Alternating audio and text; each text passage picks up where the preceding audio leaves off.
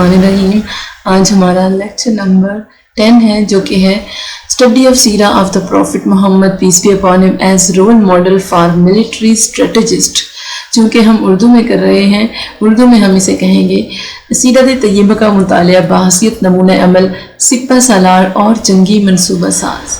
رسول اللہ صلی اللہ علیہ وسلم بحیثیت سپہ سالار دنیا سے فتنہ و فساد ختم کر کے اللہ کا دین قائم کرنے کی ذمہ داری ہی حقیقتاً وہ مقصد تھا جس کے لیے اللہ تعالیٰ مختلف ادوار میں انبیاء علیہ السلام کے مقدس گروہ کو وقتاً فوقتاً مبعوث فرماتا رہا ہے۔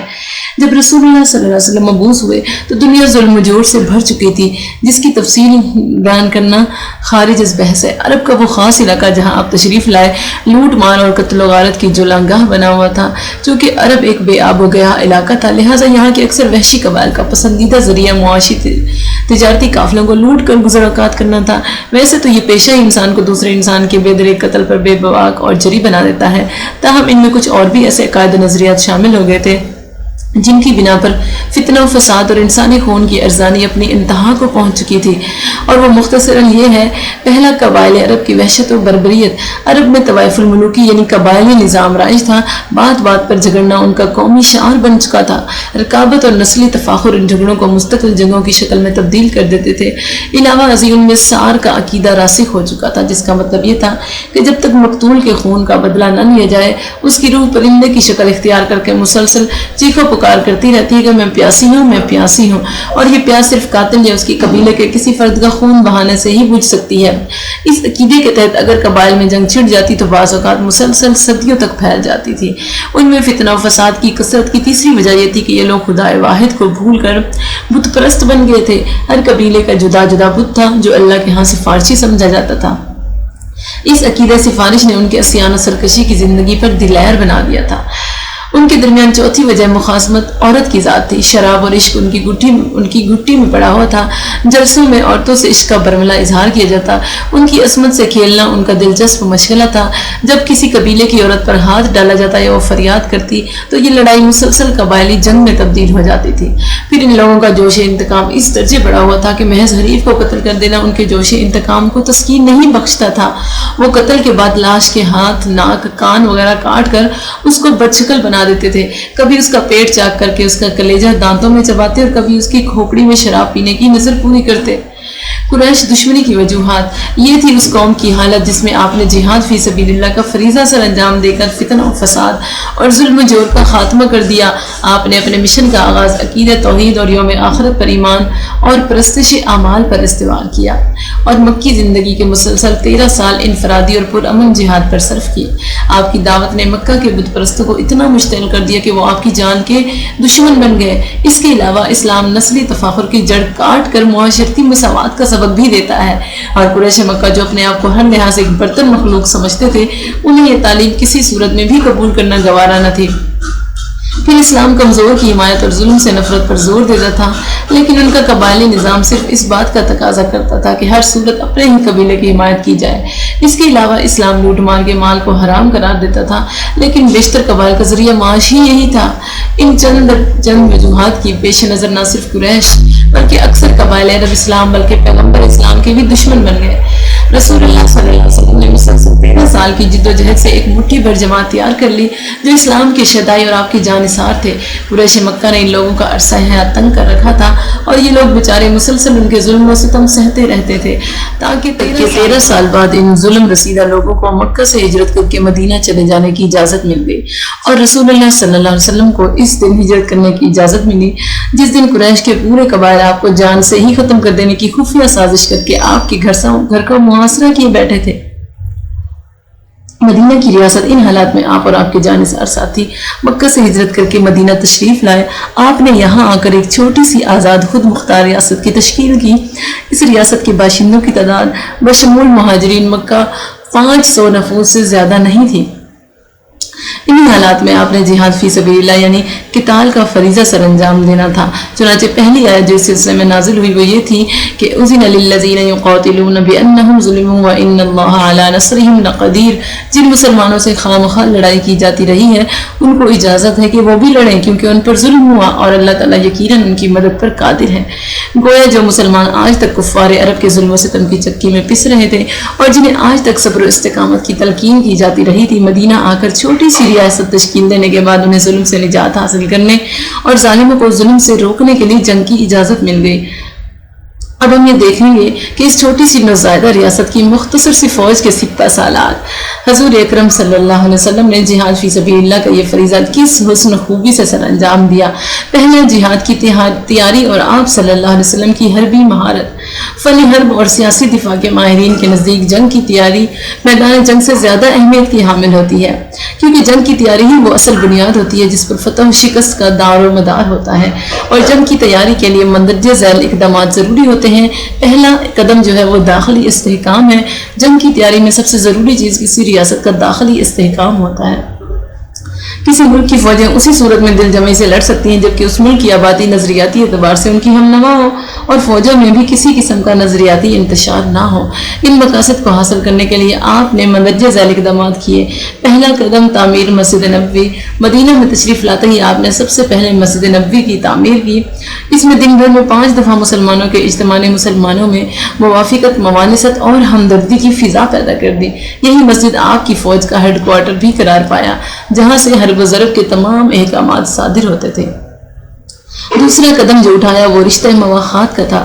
مہاجرین اور انصار میں رشتہ مواخات یا بھائی چارہ قائم کر کے آپ نے صرف مہاجرین کی آبادکاری اور معاش کا مسئلہ ہی حل نہیں فرمایا، بلکہ اسے مہاجرین اور انصار میں اس قدر ہمدردی اور محبت پیدا ہو گئی جو عموماً حقیقی بھائیوں میں بھی نہیں ملتی۔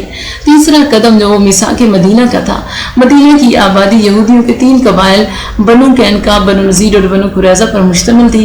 یہ لوگ سود خور اور تجارت پیشہ تھے، پڑھے لکھے بھی تھے، لہٰذا اپنے علم و دولت کی وجہ سے اس معاشرے میں ایک ممتاز مقام رکھتے تھے۔ یہ لوگ مسلمانوں کے دشمن تھے، جس کی وجہ یہ تھی کہ ان کی تمنا کے خلاف آنے والا نبی حضور اکرم صلی اللہ علیہ وسلم حضرت اسحاق کی اولاد سے نہیں بلکہ حضرت اسماعیل کی اولاد سے تعلق رکھتے تھے۔ آپ نے مدینہ کے تمام باشندوں یہودیوں کے سمیت سے ایک معاہدہ کیا جو میثاق مدینہ کے نام سے مشہور ہے۔ یہ دنیا کی پہلی تحریری دستاویز تھی جس میں عوام اور ریاست کے حقوق و فرائض کا تعین کیا گیا تھا۔ یہ میثاق 52 دفعات پر مشتمل ہے۔ اس میں مندرجہ ذیل دفعات بالخصوص حربی پہلو سے تعلق رکھتی ہیں۔ پہلی یہ کہ مدینہ کی کل آبادی کو ایک سیاسی وحدت قرار دیا گیا، جس کا مطلب یہ تھا کہ اگر مدینہ پر باہر سے حملہ ہوا جس کا ہر وقت کھٹکا لگا رہتا تھا تو مدینہ کے تمام باشندے مل کر دشمن کا دفاع کریں گے۔ دوسرا، مصارف دفاع میں یہودی اپنے حصے کی رقم ادا کریں گے۔ تیسرا، یہود اپنے مذہبی شعار کی ادائیگی میں پوری طرح آزاد ہوں گے۔ چوتھا، مدینہ کے ایسے قبائل جو یہودی نہ تھے اور نہ ہی انہوں نے ابھی تک اسلام قبول کیا تھا، اس کے لیے تابعین کی اصطلاح استعمال کی گئی۔ ان سے یہ معاہدہ ہوا کہ خون بہا، فدیہ، انصاف اور نیکی کے کاموں میں ان کے بنیادی حقوق کی حفاظت کی جائے گی، ان کی قبائلی روایات کا احترام کیا جائے گا۔ اس کے عوض وہ شہر کی مشترکہ دفاع اور حصہ رزدی اخراجات جنگ کو برداشت کرنے کے ذمہ دار قرار دیے گئے۔ پانچواں، اگر اس سلسلے میں آپس میں کوئی تنازع پیدا ہو جائے تو رسول اللہ صلی اللہ علیہ وسلم کو حکم تسلیم کیا جائے گا۔ گویا اس معاہدے کی روح سے آپ کی بالادستی بھی تسلیم کر لی گئی اور اندرونی استحکام کی طرف سے کسی حد تک اطمینان ہو گیا تھا۔ چوتھا، حرم نبوی کا تعین۔ چوتھا اقدام آپ نے یہ کیا کہ مکہ کی طرح مدینہ کو بھی آپ نے حرم قرار دیا، جسے آج کی سیاسی زبان میں اوپن سٹی کہا جاتا ہے، جس کا مطلب یہ ہے کہ اہل شہر اس کے اندر یا اس کے گرد و نواح میں جنگ نہیں کرنا چاہتے۔ پہلی جنگ عظیم میں ترکی اور برطانیہ نے بیت المقدس کو اوپن سٹی یا حرم قرار دیا تھا اور عالمگیر جنگ میں فرانس کی استدعا پر پیرس اوپن سٹی قرار پایا، چنانچہ جرمن نے اس پر بمباری نہیں کی۔ حضور اکرم صلی اللہ علیہ وسلم کا مدینہ کو حرم قرار دینے کا مقصد یہ تھا کہ قریش مکہ جو حرم مکہ کی وجہ سے بہت حد تک محفوظ و معمون سمجھے جاتے تھے، اگر مدینہ پر حملہ آور ہوں گے تو قبائل عرب میں حرم کی قدر کا وقار خود بخود گر جائے گا۔ لہٰذا اس خطرے کے پیش نظر قریش مکہ مدینہ پر حملہ آور ہونے میں ایک اخلاقی جھجک محسوس کریں گے۔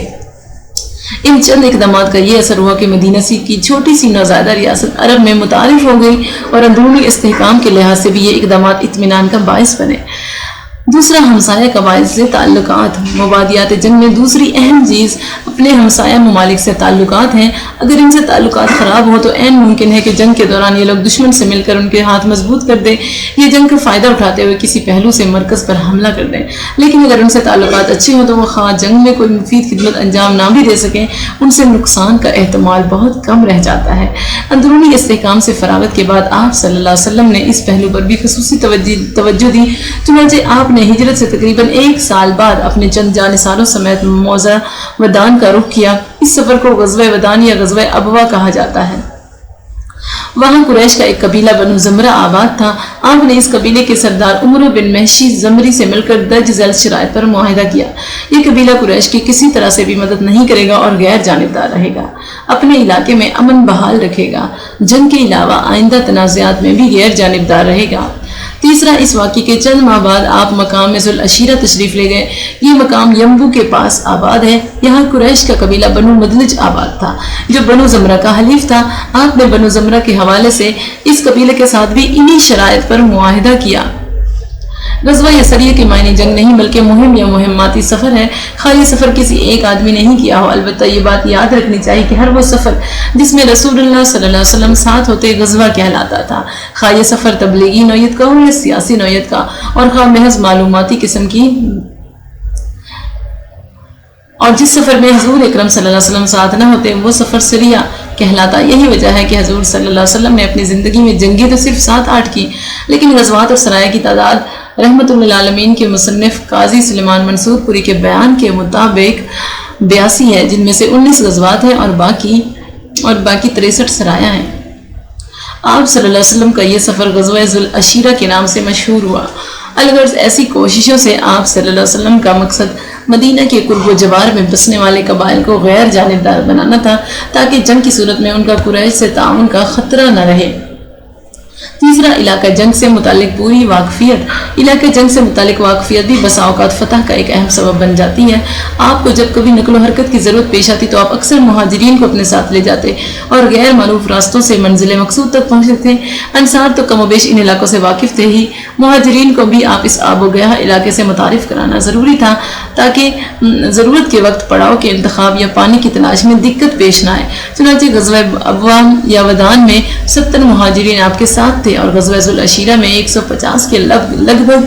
ان دونوں غزوات میں جن کا ذکر ابھی ہم نے کیا ہے اسی مقصد سے آپ نے غیر معروف اور طویل راستے اختیار کیے تھے. اسی طرح آپ نے عبیدہ بن الحارث کی سرکردگی میں 60 مہاجرین پر مشتمل ایک گشتی سریہ شمال 1 ہجری میں بھیجا تھا تاکہ قریش کے حالات کی خبر لائے. یہ سریہ رابغ کے نام سے مشہور ہے. یہ قافلہ بھی غیر معروف راستوں سے ایک چشمے کے پاس پہنچا جو سنیت المرہ نامی پہاڑی کے نیچے واقع تھا. یہاں پہنچ کر اس قافلے کو معلوم ہوا کہ قریش کا ایک بہت بڑا تجارتی قافلہ اکرمہ بن ابو جہل کی سرکردگی میں مکہ کی طرف جا رہا ہے. وہ یہ دونوں قافلے دو بدو ہو گئے تاہم مٹ بھیڑ نہیں ہوئی کیونکہ مسلمانوں کو ابھی تک جنگ کی اجازت نہیں ملی تھی. چنانچہ یہ قافلہ گشت لگا کر واپس آ گیا. آپ صلی اللہ علیہ وسلم اس قسم کے معلوماتی سفر سے عموماً مندرجہ ذیل 3 امور کی تحقیق مطلوب ہوتی تھی. پہلا، کتنے اور کون سے قبائل جنگ کے موقع پر حلیف یا حریف بن سکتے ہیں.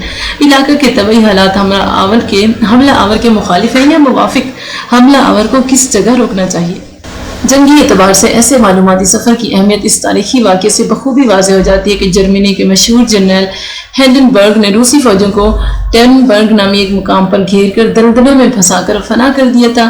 اس کی وجہ یہ تھی کہ ہینڈنبرگ اس سارے علاقے کے چپے سے واقف تھا اور یہ علاقہ اپنے پاؤں تلے روند چکا تھا.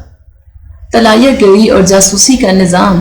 رسول اللہ صلی اللہ علیہ وسلم نے جس رات مکہ سے ہجرت فرمائی تو اس رات قریشیوں کے تمام قبائل کے سرداروں نے آپ کو قتل کرنے کی غرض سے آپ کے مکان کے گرد مسلح پہرا بٹھا رکھا تھا. لیکن آپ اللہ کی مہربانی سے بحفاظت اس جنگل سے نکل آئے تو قریش کی اس ناکامی نے ان کے جوش انتقام کو اور زیادہ بھڑکا دیا تھا. قریشیوں نے آپ کی گرفتاری کے صلے میں 100 اونٹ انعام مقرر کیا. اس مہم میں بھی سخت ناکامی ہوئی تو وہ اور بھی تپ گئے. ادھر حضور اکرم بخیر و عافیت مدینہ پہنچ گئے.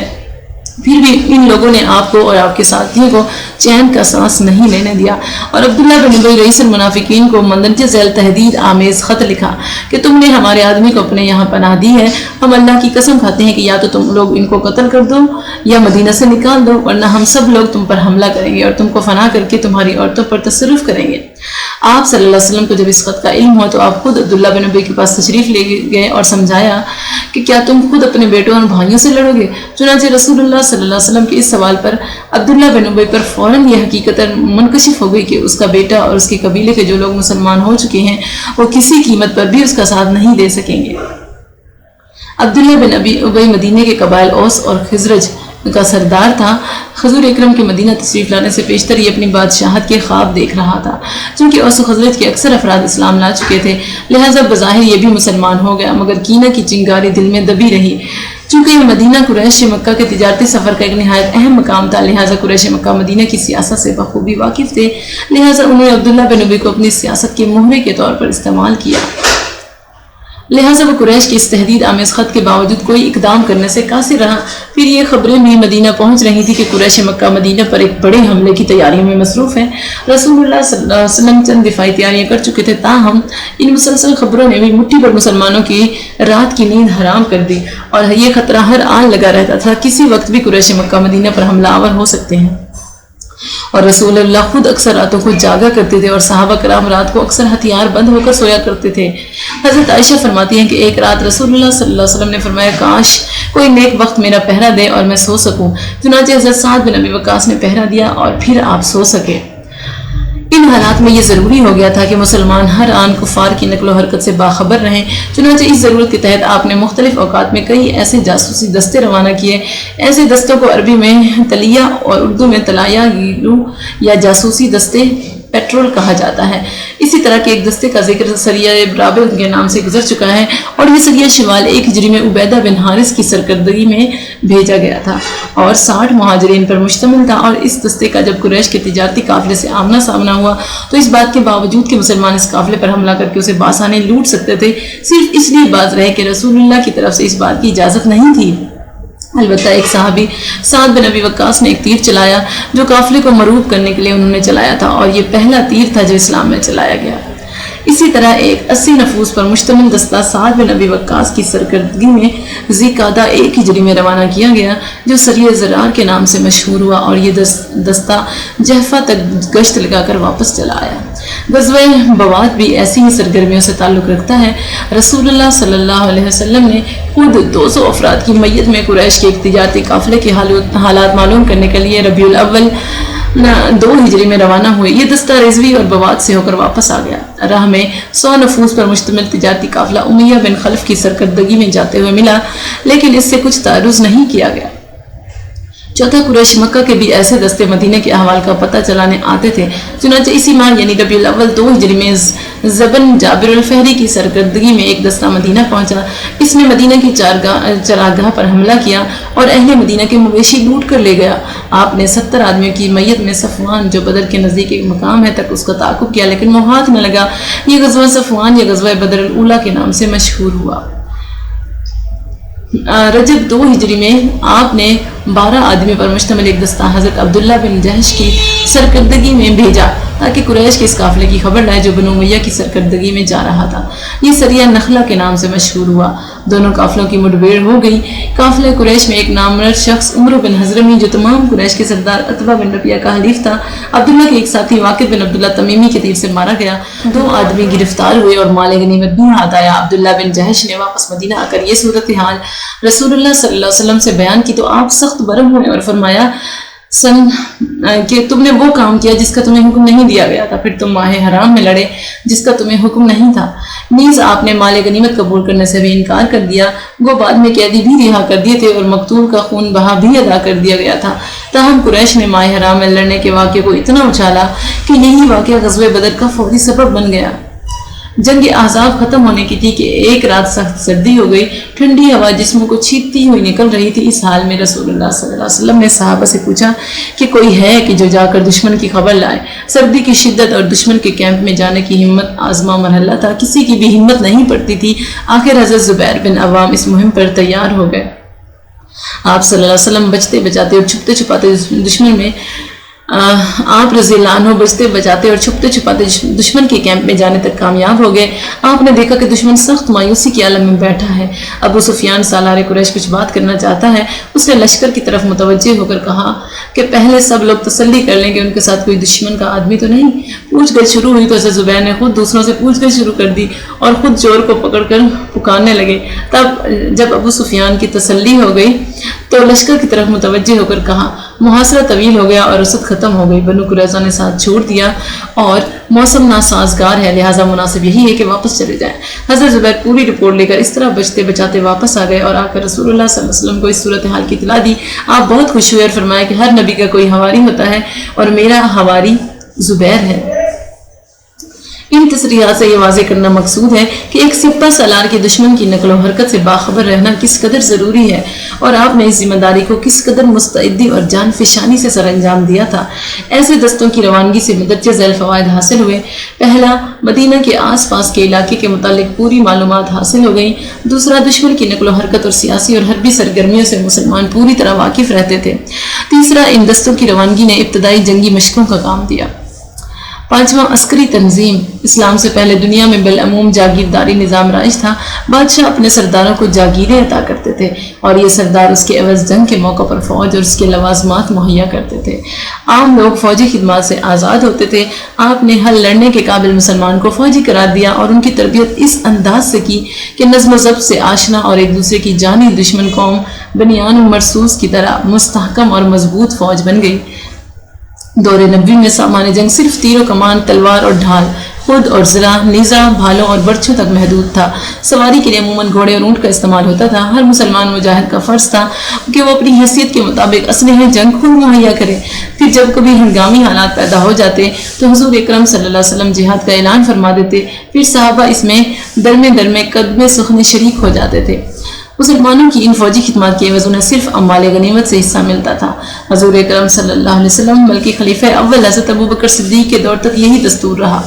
جنگ بدر اور جنگ احد کے درمیانی وقفے میں کسی وقت حضور اکرم بلکہ خلیفہ اول حضرت ابوبکر صدیق کے دور تک یہی دستور رہا۔ جنگ بدر اور جنگ احد کے درمیانی وقفے میں کسی وقت حضور اکرم نے تمام مسلمانوں کے نام درج رجسٹر کروائے تو حضرت حذیفہ کی روایت کے مطابق اس وقت مسلمانوں کی تعداد 1500 ہوئی اور لڑنے کے قابل مسلمانوں کی تعداد ابو معاویہ کی رپورٹ کے مطابق 600 اور 700 کے درمیان تھی۔ جب کبھی جہاد کا اعلان ہو جاتا تو تمام لڑنے والے مسلمان اپنا نام لکھوا دیتے۔ پھر اگر کسی کو کوئی مجبوری پیش آ جاتی تو وہ باقاعدہ حضور اکرم صلی اللہ علیہ وسلم سے اجازت لیتا تھا۔ ابن عباس کہتے ہیں کہ ایک شخص آپ کے پاس آیا اور کہنے لگا کہ یا رسول اللہ، میرا نام فلاں فلاں جہاد میں جانے کے لیے لکھا گیا ہے لیکن میری بیوی حج کو جا رہی ہے۔ آپ نے فرمایا لوٹ جا اور اپنی بیوی کے ساتھ پہلے حج کر۔ منافقین کا نام بھی چونکہ مسلمانوں کے رجسٹر میں درج تھا اسی لیے وہ اکثر ہیلے بہانے کر کے جہاد میں شامل نہ ہونے کی اجازت لے لیتے تھے اور یہی ان کے نفاق کی علامت تھی۔ غزوہ تبوک میں 3 سچے مسلمان کعب بن مالک اور اس کے 2 ساتھی محض تساہل کی وجہ سے جہاد میں شریک نہ ہو سکے تو ان پر سخت گرفت ہوئی۔ بعد میں اللہ تعالیٰ نے ان کی توبہ قبول فرما لی۔ یہ واقعہ قرآن و احادیث میں تفصیل سے مذکور ہے۔ مسلمان عموماً اسلحہ جنگ تو حسب توفیق خود مہیا کر لیتے لیکن سواریوں کا معاملہ ذرا مشکل تھا کیونکہ مسلمانوں کی مالی حالت کچھ اچھی نہ تھی، لہٰذا بارگاہ نبوی میں آ کر سواری طلب کرتے۔ بسا اوقات آپ بھی سرکاری بیت المال سے سواری مہیا نہیں کر سکتے تھے جس سے آپ کو بڑا کلک ہوتا اور مسلمان بھی بیچارے آپ دیدہ ہو کر چلے جاتے۔ غزوہ تبوک جو جیش الاسرہ کے نام سے بھی مشہور ہے کہ وقت مسلمانوں پر خاصی تنگ دستی کا وقت تھا۔ جب مسلمان آئے اور آپ سے سواری طلب کی، آپ صلی اللہ علیہ وسلم پر یہ بات اس قدر شاد گزری کہ آپ نے قسم کھا لی کہ میں سواری مہیا نہ کروں گا۔ وہ مایوس اور آپ دیدہ ہو کر واپس چلے گئے۔ اتنے میں کچھ اونٹ بیت المال میں آ گئے تو آپ نے ان لوگوں کو واپس بلا کر 5 عمدہ قسم کے اونٹ دے دیے۔ ان لوگوں نے کہا کہ یا رسول اللہ، آپ نے تو سواری مہیا نہ کرنے کی قسم اٹھائی تھی۔ آپ نے فرمایا جب میں قسم کھا لیتا ہوں تو بہتر بات کے لیے اسے توڑ کر کفارہ دے دیتا ہوں۔ جنگی مصارف پہلے سے تو خمس کے مال سے پورے کی جاتے لیکن اس سے کام نہ چلتا تو آپ چندہ کی اپیل فرمایا کرتے۔ اسی غزوہ تبوک کے موقع پر آپ نے بھرپور مالی تعاون کی اپیل فرمائی تو حضرت عثمان اور حضرت عبدالرحمن بن عوف نے بڑھ چڑھ کر حصہ لیا۔ اسی موقع پر حضرت عمر کے دل میں حضرت ابوبکر صدیق سے مقابلہ مساوقت میں کا خیال آیا، کیونکہ ان دنوں حضرت عمر کی مالی حالت حضرت ابوبکر صدیق سے اچھی تھی۔ حضرت عمر نے گھر کا تمام اثاثہ کا نصف لا کر مسجد میں حضور کے سامنے لا ڈھیر کیا۔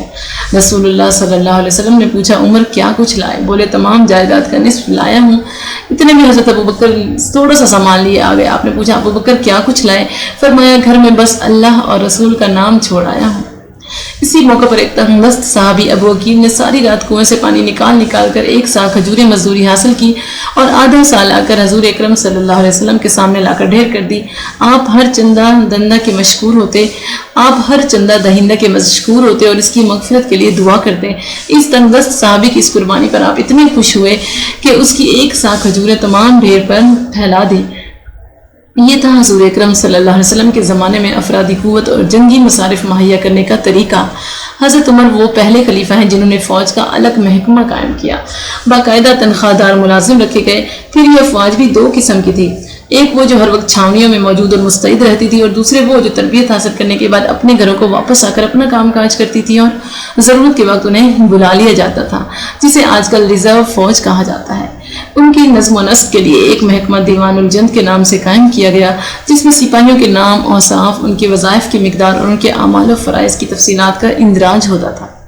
قیادت کا نظام رسول اللہ صلی اللہ علیہ وسلم کے آخر زمانے میں اسلامی مملکت 7 صوبوں میں تقسیم کی گئی تھی، اور حضرت ابوبکر صدیق رضی اللہ عنہ کے دوران خلافت 10 صوبوں میں ہر صوبہ کا ایک والی ہوتا تھا، جو حاکم اور سپہ سالار دونوں طرح کے فرائض سر انجام دیتا تھا۔ اس کے علاوہ ایک عامل ہوتا جو صوبہ کی آمدن و خرچ کا نگران ہوتا، اور ایک قاضی جو عدلیہ کا سربراہ ہوتا تھا۔ حضرت عمر کے زمانے میں حاکم اور سپہ سالار کے عہدے بھی الگ الگ کر دیے گئے، فوج کو مختلف دستوں میں تقسیم کر کے ان کے سالار مقرر کیے گئے، اور پھر ان سب کو ایک سالار اعظم کے ماتحت کر دیا گیا۔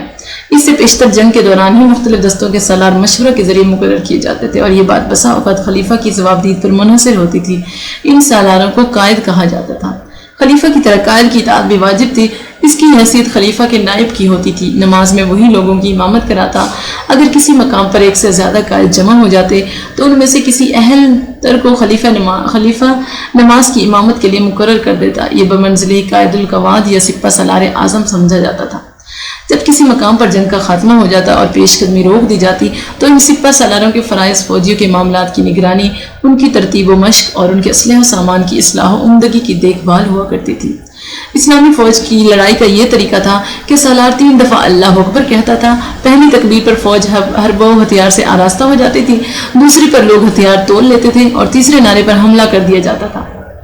جنگ بویب جو کہ 14 ہجری میں سالار لشکر مسنا نے ابھی دوسری تکبیر نہیں کہی تھی کہ ایرانیوں نے حملہ کر دیا، یہ دیکھ کر مسلمان ضبط نہ کر سکے اور کچھ جوش میں آ کر آگے نکل گئے۔ مسنا نے غصے میں آ کر داڑھی دانتوں کے نیچے دبا لی اور پکارے، خدا کے لیے اسلام کو رسوا نہ کرو۔ اس آواز کے ساتھ فوراً لوگ پیچھے ہٹے اور اپنی جگہ پر ہٹائے۔ پھر تیسری تکبیر پر مسنا نے حملہ کیا۔ کمانڈروں کا انتخاب اسلامی لشکر کو کئی دستوں بٹالین میں تقسیم کیا جاتا تھا۔ ان دستوں کو جند کہتے تھے اور ان کے قائد یا سالار مقرر کیے جاتے تھے۔ سپہ سالار کو اپنے چھوٹے افسروں کا انتخاب کرتے وقت ان کی حربی مہارت اور سابقہ تجربہ کا ضرور لحاظ رکھنا پڑتا تھا۔ حضرت ابو ذر غفاری بڑے پائے کے صحابی تھے، زہد و تقویٰ میں خاص مقام رکھتے تھے، لیکن طبیعت میں نرمی اور رحم دلی بہت زیادہ تھی۔ رسول اللہ صلی اللہ علیہ وسلم بھی ان سے محبت بھی رکھتے تھے۔ ایک دفعہ حضرت ابو ذر نے آپ سے درخواست کی کہ مجھے بھی افسر بنا دیجیے، تو آپ نے ان کے سینے پر ہاتھ مار کر فرمایا، اے ابو ذر تو کمزور ہے اور افسری امانت ہے جو قیامت کو رسوائی کا باعث بن سکتی ہے۔ اور ایک دوسری روایت ہے کہ آپ نے یہ جواب دیا کہ اے ابو ذر تو بھی میرے جیسا ہی نرم دل ہے، میں تمہیں 2 آدمیوں پر بھی افسر بنانے کو تیار نہیں۔ اور یہ جو آپ نے میرے جیسا فرمایا تو یہ مشابہت محض نرم دلی کے پہلو سے تھی، ورنہ آپ میں تو اولو الامر کے جملہ اوصاف بدرجہ اتم موجود تھے۔ آپ صلی اللہ علیہ وسلم نے اپنی زندگی کے آخری سال روم کی طرف ایک لشکر تیار کیا اور حضرت اسامہ بن زید کو اس کا سپہ سالار منتخب کیا۔ اس واقعے سے متعلق حضرت عبداللہ بن عمر یوں روایت کرتے ہیں کہ حضرت صلی اللہ علیہ وسلم نے روم کی طرف ایک لشکر روانہ کیا اور اسامہ بن زید کو اس کا سردار مقرر کیا۔ حالانکہ اس لشکر میں حضرت ابوبکر اور عمر بھی شریک تھے۔ لوگوں نے اسامہ کے سردار ہونے پر طعنہ مارا۔ یہ سن کر آپ خطبہ صحابہ کے لیے کھڑے ہوئے اور فرمایا اگر تم اسامہ کی سرداری پر تانے دیتے ہو تو اس سے پہلے تم اس کے باپ زید بن حارثہ کی سرداری میں بھی تان کر چکے ہو، اور خدا کی قسم وہ سرداری کے لائق تھا اور سب لوگوں سے مجھ کو پیارا تھا، اس کے بعد اس کا بیٹا سب لوگوں سے پیارا ہے۔ لوگوں کی نظر میں صرف یہ بات تھی کہ اسامہ صرف 20 سال کا نوجوان ہے، حضرت ابو بکر اور حضرت عمر جیسے افضل صحابہ ان کی ماتحتی میں کیسے رہ سکتے ہیں، اور بعض کو یہ خیال بھی تھا کہ اسامہ غلام زادہ ہو کر بڑے بڑے معززین قریش کا افسر کیسے بن سکتا ہے۔ اس خطبے میں آپ نے 2 باتوں کی تعلیم دی ہے، ایک یہ کہ جس منصب کے لیے کسی کا تقرر کیا جائے اس منصب کی اہلیتوں کو ملحوظ رکھنا چاہیے، چنانچہ حضور صلی اللہ علیہ وسلم کی زندگی کے بعد خلافت ابو بکر میں لشکر اسامہ بن زید کی سرکردگی میں بھیجا گیا اور فتح یاب ہو کر واپس آیا۔ دوسرے یہ کہ جو امیر مقرر کیا جائے سب کو اس کی اطاعت کرنی چاہیے، خواہ غلام ہو یا غلام زادہ۔ چنانچہ جب حضرت ابو بکر نے یہ لشکر روانہ کیا تو آپ حضرت اسامہ کی اجازت سے اسلامی ریاست کے انتظام کے لیے مدینہ میں رہے۔ حضرت ابو بکر خود حضرت اسامہ کو الوداع کرنے گئے۔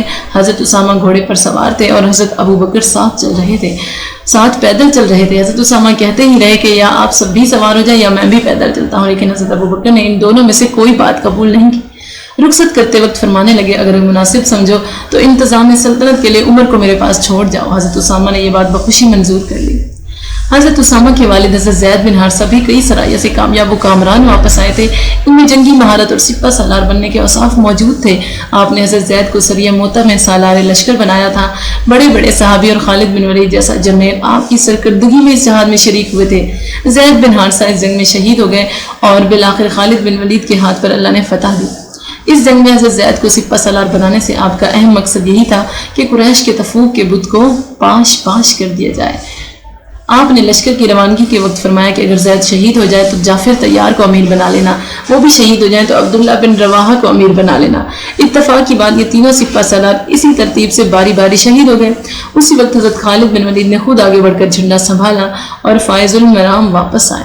اس موقع پر حضور اکرم صلی اللہ علیہ وسلم نے انہیں سیف اللہ کا خطاب دیا تھا۔ یہ تو ایک خاص پہلو تھا جس میں امت کی اخلاقی تربیت مقصود تھی۔ عام اصول یہی ہے کہ کمانڈروں کے انتخاب میں بھی سپہ سالار کو اپنے ساتھیوں سے مشورہ کر لینا چاہیے۔ حضرت عمر کی نگاہ دورست بھی اس سلسلے میں بہت تیز تھی اور ہر محاذ پر لشکر روانہ کرتے وقت ان کی نظر کسی اہل تر سپہ سالار پر جا کر ٹکتی تھی۔ تاہم جنگ قادسیہ کے موقع پر انہیں بھی سپہ سالار کے انتخاب کے لیے اہل الرائے سے مشورہ لینا پڑا۔ اسی طرح سپہ سالار کو اپنے لشکر کے لیے کئی چھوٹے بڑے کمانڈر مقرر کرنا پڑتے ہیں۔ اس وقت عدل و انصاف اور باہمی مشورے سے کام لینا چاہیے۔ اگر سپہ سالار محض اپنی پسند و ناپسند کے مطابق ترقیاں اور درجات عطا کرنا شروع کر دے تو فوج میں انتشار اور بے دلی پھیل جاتی ہے۔ سیکریسی اینڈ انٹیلیجنس، رازداری اور خفیہ اطلاعات۔ جس طرح دشمن کی نقل و حرکت اور اس کے حالات سے آگاہ رہنا ضروری ہے، اسی طرح یہ بھی ضروری ہوتا ہے کہ اپنے حالات اور نقل و حرکت سے دشمن کو بے خبر رکھا جائے۔ لہٰذا ایسے فوجی راز سوائے گنتی کے جنمشیروں اور معتمدان خاص کے کسی کو معلوم نہ ہونے چاہیے، حتیٰ کہ فوجی عوام بھی جنگی پالیسی سے آگاہ نہیں ہوتے تھے۔ فتح مکہ کی تیاری کے دوران اس بات کا اتنا خیال رکھا گیا کہ آپ نے اپنے حلیف قبائل کو جو خفیہ پیغام بھیجے وہ اس رازداری سے بھیجے گئے تھے کہ عام مسلمانوں کو بھی اس کی خبر نہیں تھی۔ اس موقع پر ایک سچے مسلمان حاتب بن ابی بلتعہ سے ایک لغزش ہو گئی۔ انہوں نے بھی خفیہ طریق سے ایک عورت کے ہاتھ رکا دے کر اہل مکہ کو چڑھائی کے متعلق آگاہ کرنا چاہا تھا، جس سے اس صحابی کی غرض محض اس احسان کے بدلے اپنے بال بچوں کی حفاظت تھی۔ حضور اکرم صلی اللہ علیہ وسلم کو وحی کے ذریعے اس واقعے کی خبر مل گئی تو آپ نے حضرت علی کو تعاقب میں روانہ کیا، جنہوں نے اس عورت سے بجبر رکا برآمد کر لیا۔ رازداری کی اہمیت یہ ہے کہ بعض دفعہ محض ایک راز کے لیک آؤٹ ہو جانے سے جنگ کا نقشہ ہی بدل سکتا ہے اور لینے کے دینے پڑ جاتے ہیں۔ اسی لیے تو اللہ تعالیٰ نے مسلمانوں کو ایک اہم حکم دے دیا ہے کہ اے مومنو، اپنے علاوہ کسی دوسرے کو رازدار نہ بناؤ، یہ لوگ تمہاری بربادی میں کوئی کسر اٹھا نہیں رکھتے اور چاہتے ہیں کہ تم تکلیف میں پڑ جاؤ۔ آپ کی رازداری کا یہ عالم تھا کہ آپ نے 2 ہجری میں 12 آدمیوں کا ایک گشتی دستہ حضرت عبداللہ بن جہش کی سرکردگی میں روانہ کیا تو آپ نے حضرت عبداللہ کو ایک سربمہر لفافہ دیا اور حکم دیا کہ 3 دن بعد تم نخلہ کے مقام پر پہنچ جاؤ گے، وہاں جا کر اسے کھولنا اور اس کے مطابق عمل کرنا۔ 3 دن بعد جب حضرت عبداللہ نخلہ پہنچ گئے تو لفافہ کھول کر دیکھا تو لکھا تھا کہ قریش کی نقل و حرکت سے متعلق پوری واقفیت حاصل کر کے واپس آ کے مجھے اطلاع دو۔ آپ صلی اللہ علیہ وسلم جو فوجی دستے روانہ کرتے ہیں ان کو قبل از وقت معلوم نہیں ہوتا تھا کہ وہ کہاں جا رہے ہیں۔ اس انداز تربیت سے مجاہدین میں بھی فوجی راز کو راز رکھنے کی اہلیت پیدا ہو گئی۔ آپ صلی اللہ علیہ وسلم کو جب کبھی غزوہ پر جانا ہوتا تو عموماً غیر معروف اور پرپیچ راستے اختیار فرماتے، جس کا مقصد صرف یہ ہوتا تھا کہ دشمن آپ کی نقل و حرکت سے مطلع نہ ہونے پائے۔ کبھی یوں بھی ہوتا تھا کہ آپ کی منزل تو کوئی اور ہوتی اور آپ استفسارات کسی دوسرے مقام کے متعلق کرتے یا مبہم اور زبانی الفاظ استعمال کرتے۔ حضرت کعب بن مالک کہتے ہیں کہ اور حضرت صلی اللہ علیہ وسلم جب کسی غزوہ کا ارادہ فرماتے تو کسی اور موقع کا تو یہ فرماتے تھے۔ علامہ ازیں آپ نے غزوہ بنی مستلق میں پوشیدہ تحریر کا طریقہ ایجاد کیا۔ طبری رازداری کے اس طریق سے دنیا پہلے متعارف نہ تھی۔ یہی طریقہ ترقی کر کے آج کل کوڈ ورڈز کی صورت اختیار کر گیا ہے۔ اسی رازداری کا دوسرا پہلو یہ ہے کہ جہاں اپنی نقل و حرکت کو حتی الامکان صیغہ راز میں رکھا جائے، وہاں دشمن کے حالات سے متعلق زیادہ سے زیادہ صحیح اور مستند خبریں مہیا کی جائیں۔ عبداللہ بن جہش کے واقعے میں آپ دیکھ آئے ہیں کہ حضور اکرم صلی اللہ علیہ وسلم نے سر بمہر لفافہ دیا تو اس میں یہی لکھا تھا کہ دشمن کے حالات معلوم کر کے واپسی اطلاع دی جائے۔ دشمن سے متعلق موصول شدہ اطلاعات کی صحت کے متعلق آپ کو اتنا اہتمام تھا کہ آپ نے صرف ان فوجی دستوں کی اطلاعات کو ہی کافی نہیں سمجھا، بلکہ مختلف حلیف و حریف قبائل ہی میں آپ کے ایسے آدمی موجود تھے جو آپ کو حالات سے باخبر رکھتے تھے۔ حتیٰ کہ مکہ جیسے مرکزی شہر میں نامہ نگار متعین کیا جو خفیہ طور پر آپ کو وہاں کے حالات سے باخبر رکھتا تھا۔ آج کی زبان میں ہم یوں کہہ سکتے ہیں کہ آپ کا انٹیلیجنس ڈکٹی بھی اپنے دشمن کی نسبت بہت زیادہ متحرک اور فعال تھا ڈپارٹمنٹ بھی اپنے دشمن کی نسبت بہت زیادہ متحرک اور فعال تھا۔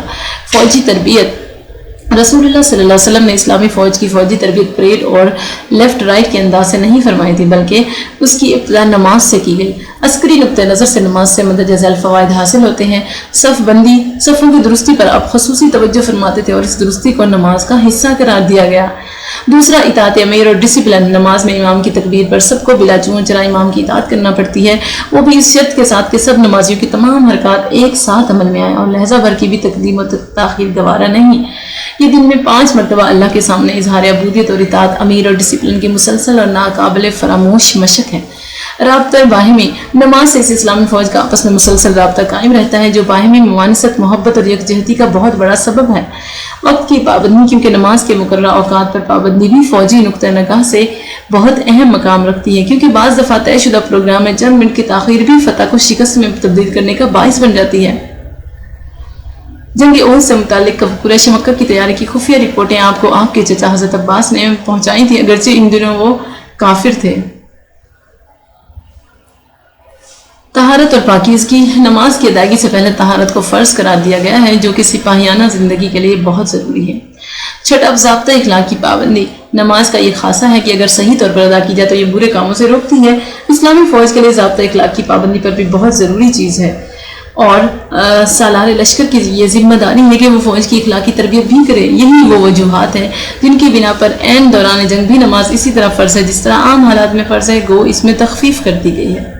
فوجی تربیت کے لیے دوسرا اہم اقدام روزہ قرار دیا گیا ہے۔ روزہ انسان میں قوت برداشت پیدا کرتا ہے اور یہ ایک ماہ کا تربیتی کورس ہے۔ بسا اوقات سفر میں فوج کو سامان خوراک کی قلت سے دوچار ہونا پڑتا ہے۔ ایسے وقتوں میں صبر و ثبات پیدا کرنے کے لیے روزہ اہم کردار ادا کرتا ہے۔ روزہ جہاں صبر و ضبط پیدا کرتا ہے، وہاں دوسرے لوگوں کی ایسی تکالیف کا احساس بھی بیدار کرتا ہے جس سے انسان میں خود غرضی کی بجائے ایثار کی عادت پیدا ہوتی ہے۔ تیسرا اہم اقدام زکوٰۃ ہے جو معاشی ناہمواریوں کو ختم کرتی ہے، اور اس کا مقصد یہ ہے کہ دولت امیر طبقہ میں ہی گردش نہ کرتی رہے، امیر کو غریب کا احساس ہو۔ فاتح جب کوئی ملک فتح کرتا ہے تو اموال غنائم کو جو وہ اپنا ذاتی حق سمجھ کر جس طرح چاہتا ہے اسے خرچ کرتا ہے، اور اس کا کچھ حصہ سرداران لشکر میں تقسیم کر دیتا ہے، اور دولت صرف امیروں میں ہی رہ جاتی ہے، جو اسلامی روح کے خلاف ہے۔ اسلام مال غنیمت سے 5واں حصہ بیت المال کے لیے ضروری قرار دیتا ہے، جو عموماً غریبوں کی فلاح و بہبود پر خرچ ہوتا ہے۔ باقی غنیمت کے یکساں حصے کیے جاتے ہیں، حتیٰ کہ خود حضور اکرم صلی اللہ علیہ وسلم کو بھی لشکری کے برابر حصہ ملتا تھا۔ دولت سے محبت کم کرنے کے لیے زکوٰۃ ایک مؤثر ذریعہ ہے۔ چوتھا اقدام حج ہے، جو کہ ایک عالمگیر بین الاقوامی اجتماع ہے جہاں مسلمان مل کر پیش آمدہ مسائل پر غور و خوض کر کے اس کا حل تلاش کر سکتے ہیں، اور جس کے بعد نہ جینوا کانفرنس کی ضرورت باقی رہ جائے گی اور نہ رباط کانفرنس کی۔ افسوس کہ آج کا مسلمان حج کے عظیم فوائد سے بالکل غافل ہے۔ اور پانچواں اقدام جہاد ہے، جس کی تربیت کے لیے رسول اللہ صلی اللہ علیہ وسلم نے لانگ مارچ کی کئی دفعہ مشقیں کرائیں۔ وہ گشتی دستے جو آپ کے علاقے کے نشیب و فراز سے واقفیت بہم پہنچانے کی غرض سے بھیجتے تھے، سب لانگ مارچ کی نوعیت کے ہوتے تھے۔ الغرض اسلام نے جو فرائض مقرر کیے ہیں انہیں اگر کما حق بجا لایا جائے تو فوجی تربیت خود بخود ہوتی چلی جاتی ہے۔ اس کی وجہ یہ ہے کہ اسلام زندگی کے تمام شعبوں پر حاوی ہے۔ وہ جس طرح عبادات میں جہاد کا رنگ پیدا کرتا ہے، اسی طرح جہاد میں عبادات کا رنگ پیدا کرتا ہے۔ اسی لیے تو کہتے ہیں Islam is the complete code of life. فوج میں بھرتی کے قواعد۔ ابتدائی اسلام میں جو لوگ مسلمان ہوئے ان میں سے جو لوگ لڑائی کے قابل تھے مجاہد قرار دیے گئے۔ ان میں یہ والی صفات کا ہونا بہت ضروری تھا۔ پہلے وہ مسلمان ہو، یہ ایک عام اصول تھا جس میں کچھ مسنیات بھی مل جاتے تھے۔ مثلا جنگ حنین میں مکہ کے 9 مسلموں کے علاوہ کچھ غیر مسلم بھی شامل تھے۔ اسی طرح دور فاروقی میں جنگ قادسیہ میں مشرک بھی مسلمانوں کے ساتھ تھے اور فتح حاصل کر چکنے کے بعد انہوں نے اسلام قبول کر لیا۔ تاہم یہ خیال رکھنا ضروری ہے کہ فوج کے کلیدی مناصب کسی غیر مسلم کے حوالے نہیں کیے جا سکتے۔ اسی لیے تو اللہ تعالیٰ نے فرمایا ہے یا ایھا الذین آمنوا لا تتخذوا بطانۃ من دونکم لا یعلونکم خبالا ودوا ما عنتم۔ اے ایمان والو، کسی غیر مذہب کے آدمی کو اپنا راز نہ بتاؤ، یہ لوگ تمہاری خرابی میں کسی طرح کوتاہی نہیں کرتے اور چاہتے ہیں کہ تم تکلیف میں پڑ جاؤ۔ گو حکومت کے دوسرے محکموں میں بھی بعض امور کو صیغہ راز میں رکھنا پڑتا ہے، مگر محکمہ فوج میں راز اور رازداری کی اہمیت بہت زیادہ ہے۔ بعض دفعہ صرف ایک راز کے فاش ہونے سے ملک کی قسمت بدل جاتی ہے۔ لہٰذا حتی الوسع یہ کوشش ہونی چاہیے کہ فوج میں غیر مسلم بھرتی نہ کیے جائیں، اور اگر بفرض محال ان کی ضرورت آ بھی پڑے تو کلیدی آسامیاں ہرگز غیر مسلموں کو نہیں دی جا سکتی۔ غزوہ بدر کے دوران آپ کو ایک ایسا شخص ملا جو بہادری میں مشہور تھا۔ اس نے اپنی خدمات پیش کی تاکہ مال غنیمت سے حصہ حاصل کر سکے۔ آپ نے اس سے پوچھا کہ کیا تو اللہ اور اس کے رسول پر ایمان رکھتا ہے؟ اس نے کہا نہیں۔ تو آپ نے فرمایا لوٹ جا، میں مشرک کی مدد نہیں چاہتا۔ تھوڑی دور آگے چل کر پھر یہی سوال جواب ہوئے تو بھی آپ نے اس کی مدد لینے سے انکار کر دیا۔ آگے بڑھے تو پھر یہی سوال جواب ہوئے۔ اب کی بار اس نے جواب دیا کہ میں اللہ اور اس کے رسول پر یقین رکھتا ہوں۔ تب جا کر آپ نے اسے اجازت دے دی، حالانکہ اس وقت آپ کو افرادی قوت کی سخت ضرورت تھی۔ تاہم اس میں اتنی گنجائش ضرور ہے کہ کافر اگر مشرک نہ ہو اور اسے مسلمانوں کی خیر خواہی کا بھی یقین ہو تو تب اسے فوج میں شامل کیا جا سکتا ہے۔ حضور اکرم صلی اللہ علیہ وسلم نے صفوان بن امیہ سے جنگ حنین میں مدد لی جبکہ وہ بھی مسلمان نہیں ہوئے تھے۔ دوسری خصوصیت وہ مرد ہو۔ لڑنے والی فوج یا مجاہدین میں عورتوں کو بھرتی نہیں کیا جا سکتا۔ قرآن کریم میں جہاد کے متعلق جتنی آیات آئی ہیں سب میں صرف مردوں سے خطاب کیا گیا ہے، جس سے معلوم ہوتا ہے کہ عورتیں میدان جنگ میں لڑنے کی مکلف نہیں ہیں اور انہیں اصولاً غیر مجاہد قرار دیا گیا ہے۔ ام المومنین حضرت عائشہ صدیقہ سے روایت ہے کہ میں نے حضرت صلی اللہ علیہ وسلم سے جہاد کی اجازت مانگی۔ آپ نے فرمایا تم عورتوں کا جہاد حج کرنا ہے، اس میں تم کو جہاد کا ثواب ملے گا۔ خلافت راشدہ کے 40 سالہ دور میں ہمیں ایک مثال ایسی ملتی ہے جہاں کسی عورت نے معرکہ کارزار میں حصہ لیا ہے، اور وہ حضرت عائشہ صدیقہ کی جنگ جمل میں شمولیت اور قیادت ہے۔ آپ نے حضرت عثمان کے قصاص کے جذبے سے شدید متاثر ہو کر جنگ میں شمولیت اختیار کی تو حضرت علی نے آپ کو لکھا کہ آپ اللہ اور اس کے رسول کے حکم قصاص کے لیے غضبناک ہو کر ایک ایسے معاملے کے لیے نکلی ہیں جس کی ذمہ داری سے آپ سب گدوش تھی۔ بھلا عورتوں کا جنگ اور لوگوں کے درمیان مصالحت سے کیا تعلق؟ اور حضرت عبداللہ بن عمر جیسے بزرگ صحابی جو اس جنگ میں غیر جانبدار رہے تھے، اس نے اس واقعے کے متعلق یوں کہا ہے کہ حضرت عائشہ کا گھر ان کی ہودج سے بہتر ہے۔ اور یہ بات بھی قابل ذکر ہے کہ خود حضرت عائشہ کو بھی اس شمولیت کا زندگی بھر افسوس رہا۔ جب یہ آیت فی بیوتکن کی تلاوت فرماتی تو اتنا روتی کہ دوپٹہ تر ہو جاتا۔ البتہ عورتیں بالواسطہ جنگ میں حصہ لے سکتی ہیں، جس کو ہم بعد میں ڈسکس کریں گے۔ بالغ اور سلیم العقل ہو۔ بچوں اور دیوانوں کو اس وقت تک جنگ میں حصہ لینے کی اجازت نہیں دی جا سکتی جب تک کہ وہ بالغ اور تندرست نہ ہو جائیں۔ جنگ بدر سے متعلق حضرت براء بن عازب کی روایت ہے کہ میں اور عبداللہ بن عمر دونوں بدر کے دن چھوٹے سمجھے گئے۔ رسول اللہ صلی اللہ علیہ وسلم لڑائی میں جانے سے پہلے جہاد میں شامل ہونے والی فوج کو ملاحظہ فرماتے، جو لڑائی کے قابل نہ ہوتے انہیں منظور نہیں کرتے۔ جنگ بدر کے موقع پر حضرت عبداللہ بن عمر کی عمر 13 سال تھی تو آپ نے منظور نہ کیا۔ پھر احد کے دن پیش کیے گئے جبکہ 14 برس کے تھے، تب بھی آپ نے انہیں اجازت نہیں دی، اور جنگ خندق کے وقت آپ کی عمر 15-16 برس کی تھی، اس وقت آپ کو اجازت مل گئی۔ جنگ احد کے موقع پر جب عبداللہ بن ابی منافق اپنے 300 ساتھیوں کو لے کر واپس چلا گیا تو رسول اللہ صلی اللہ علیہ وسلم نے باقی ماندہ فوج کا جائزہ لیا اور مندرجہ ذیل 5 کم سن صحابہ کو اس بنا پر فوج سے خارج کر دیا کہ وہ ابھی بالغ نہیں ہوئے تھے۔ ایک حضرت زید بن ثابت، دوسرے حضرت عبداللہ بن عمر، تیسرے حضرت عرایا اوسی، حضرت ابو سعید خدری اور حضرت برا بن عازب۔ اس واقعے سے یہ نتیجہ نکلتا ہے کہ حکومت وقت عمر کے متعلق یہ تعین کر سکتی ہے کہ اتنی عمر سے کم کو فوج میں بھرتی نہیں کیا جا سکتا۔ قد و قامت اور جسمانی طاقت۔ اسی موقع پر جب حضور اکرم صلی اللہ علیہ وسلم فوج کا جائزہ لے رہے تھے تو چند نوخیز اور شوق جہاد سے سرشار نوجوانوں نے مختلف حیلوں بہانوں سے اجازت حاصل کر لی، اور ان میں سے ایک رافع بن خدیج ہے۔ جب ان سے کہا گیا کہ تم چھوٹے ہو تو آپ انگوٹھوں کے بل تن کر کھڑے ہو گئے تاکہ قد پورا نظر آئے۔ آپ کی یہ تدبیر کارگر ثابت ہوئی تو ایک دوسرے نوجوان سمرہ نے یہ سوال پیدا کر دیا کہ میں رافع سے کسی طرح کم نہیں اور میں اسے کشتی میں پچھاڑ سکتا ہوں، اگر رافع کو اجازت مل گئی ہے تو مجھے بھی ملنی چاہیے۔ چنانچہ ان دونوں میں کشتی کرائی گئی تو فی الواقع سمرہ نے رافع کو پچھاڑ دیا، لہٰذا انہیں بھی اجازت مل گئی۔ یہ تھا ان پاک باز ہستیوں کا شوق جہاد۔ عمر اور قد سے متعلق یہ واقعات سب کتاب تاریخ مثلاً طبری، ابن ہشام اور البدایہ وغیرہ میں مذکور ہیں۔ اس واقعے سے مندرجہ ذیل نتائج اخذ کیے جا سکتے ہیں۔ پہلا، حکومت مجاہدین کے قد اور جسمانی طاقت کا ایک معیار قائم کر سکتی ہے۔ دوسرا، اگر کسی نوجوان میں کسی ایک پہلو میں معیار سے کچھ کمی بھی ہو لیکن وہ جذبے جہاد سے سرشار ہو تو متعلقہ افسر اس کی بھرتی کی اجازت دے سکتا ہے۔ پانچویں خصوصیت جو ہے وہ صحت مند ہو اور اعضاء و جوارح سالم ہو۔ قرآن کریم نے واضح طور پر اندھوں، لنگڑوں اور بیماروں کو جہاد سے مستثنیٰ قرار دیا ہے۔ سورہ فتح میں اللہ فرماتا ہے لَيْسَ عَلَى الْأَعْمَى حَرَجٌ وَلَا عَلَى الْأَعْرَجِ حَرَجٌ وَلَا عَلَى الْمَرِيضِ حَرَجٌ۔ نہ اندھے پر، نہ لنگڑے پر اور نہ بیمار پر کوئی گناہ ہے کہ وہ سفر جنگ سے پیچھے رہ جائے۔ اور سورہ توبہ میں کمزور اور ناتواں بوڑھوں اور بیماروں کے علاوہ ان لوگوں کو بھی جہاد سے مستثنیٰ قرار دیا گیا ہے جو مالی حیثیت سے کمزور ہیں، نہ گھر میں خرچ کرنے کو کچھ موجود ہے اور نہ زادرہ یا اسلحہ جنگ کے لیے کچھ رقم۔ ایسے اشخاص کو بر وقت اگر کچھ بندوبست ہو جائے تو خیر، ورنہ جہاد ان سے ساکت ہو جائے گا۔ اللہ تعالیٰ فرماتا ہے لَيْسَ عَلَى الضُّعَفَاءِ وَلَا عَلَى الْمَرْضَىٰ وَلَا عَلَى الَّذِينَ لَا يَجِدُونَ مَا يُنفِقُونَ حَرَجٌ إِذَا نَصَحُوا لِلَّهِ وَرَسُولِهِ۔ ضعیفوں، بیماروں اور خرچ سے معذور لوگوں پر اگر وہ شریک جہاد نہ ہوں تو کچھ گناہ نہیں، بشرطے کہ وہ اللہ اور اس کے رسول کے خیر اندیش ہوں۔ آج کل چونکہ اسلحہ وردی، زادرہ اور پسماندگان کی کفالت کی حکومت خود ذمہ دار ہوتی ہے، لہٰذا اخراجات کی کمی سے متعلقہ شک قابل غور نہیں رہی۔ والدین کی اجازت۔ حضرت عبداللہ بن عمر سے مروی ہے کہ ایک آدمی نبی صلی اللہ علیہ وسلم سے کی خدمت میں حاضر ہوا اور جہاد میں جانے کی اجازت چاہی۔ آپ نے پوچھا تیرے والدین زندہ ہیں؟ کہنے لگا جی ہاں۔ آپ نے فرمایا تو پھر جا کر ان دونوں کی خدمت بجا لا، یہی تیرا جہاد ہے۔ یہ شرط اس وقت ضروری ہو جاتی ہے جبکہ والدین بوڑھے ہوں اور انہیں خدمت کی ضرورت ہو۔ تعلیم اور کردار۔ دور نبوی میں کسی بھرتی ہونے والے مجاہد کی تعلیم کا ٹیسٹ یا معیار ضروری نہ تھا۔ وجہ یہ تھی کہ سب صحابہ قرآن کی تعلیم کے شدائی اور اس پر عمل کرنے والے تھے اور مارکہ کارزاز میں شمولیت ہی ان سب باتوں کا واضح ثبوت تھا۔ لیکن افسوس کی بات یہ ہے کہ آج اسلامی ممالک میں بھی بھرتی کے وقت ریکروٹمنٹ کے اخلاق، دینی تعلیم یا ارکان اسلام کی پابندی سے متعلق پوچھا تک نہیں جاتا۔ اس کی بجائے محض محکمہ تعلیم کے سرٹیفکیٹ دیکھے جاتے ہیں اور بھرتی کے بعد محکمہ پولیس کی معرفت اس بات کی تسلی کر لی جاتی ہے کہ ریکروٹ کسی بڑے جرم میں ماخوذ تو نہیں ہے۔ ایسے تعلیمی اور کریکٹر سرٹیفکیٹوں کی افادیت اپنی جگہ اہم ہی ہے، لیکن ایک مجاہد بھرتی کرتے وقت اس کی دینی تعلیم اور اس کے مثبت کردار کا بھی جائزہ لینا چاہیے اور اسی لحاظ سے اسے عہدہ اور ترقی دینی چاہیے۔ عورتوں کی جہاد میں بالواسطہ شمولیت۔ عورتیں اصولاً جہاد کے فریضے سے مستثنیٰ ہیں، تاہم ضرورت کے وقت وہ میدان جنگ میں جا کر زخمیوں کو سنبھالنے، ان کی مرہم پٹی کرنے یا ان کے لیے پانی یا دوسری اشیاء ضرورت مہیا کرنے کی خدمات سر انجام دے سکتی ہیں۔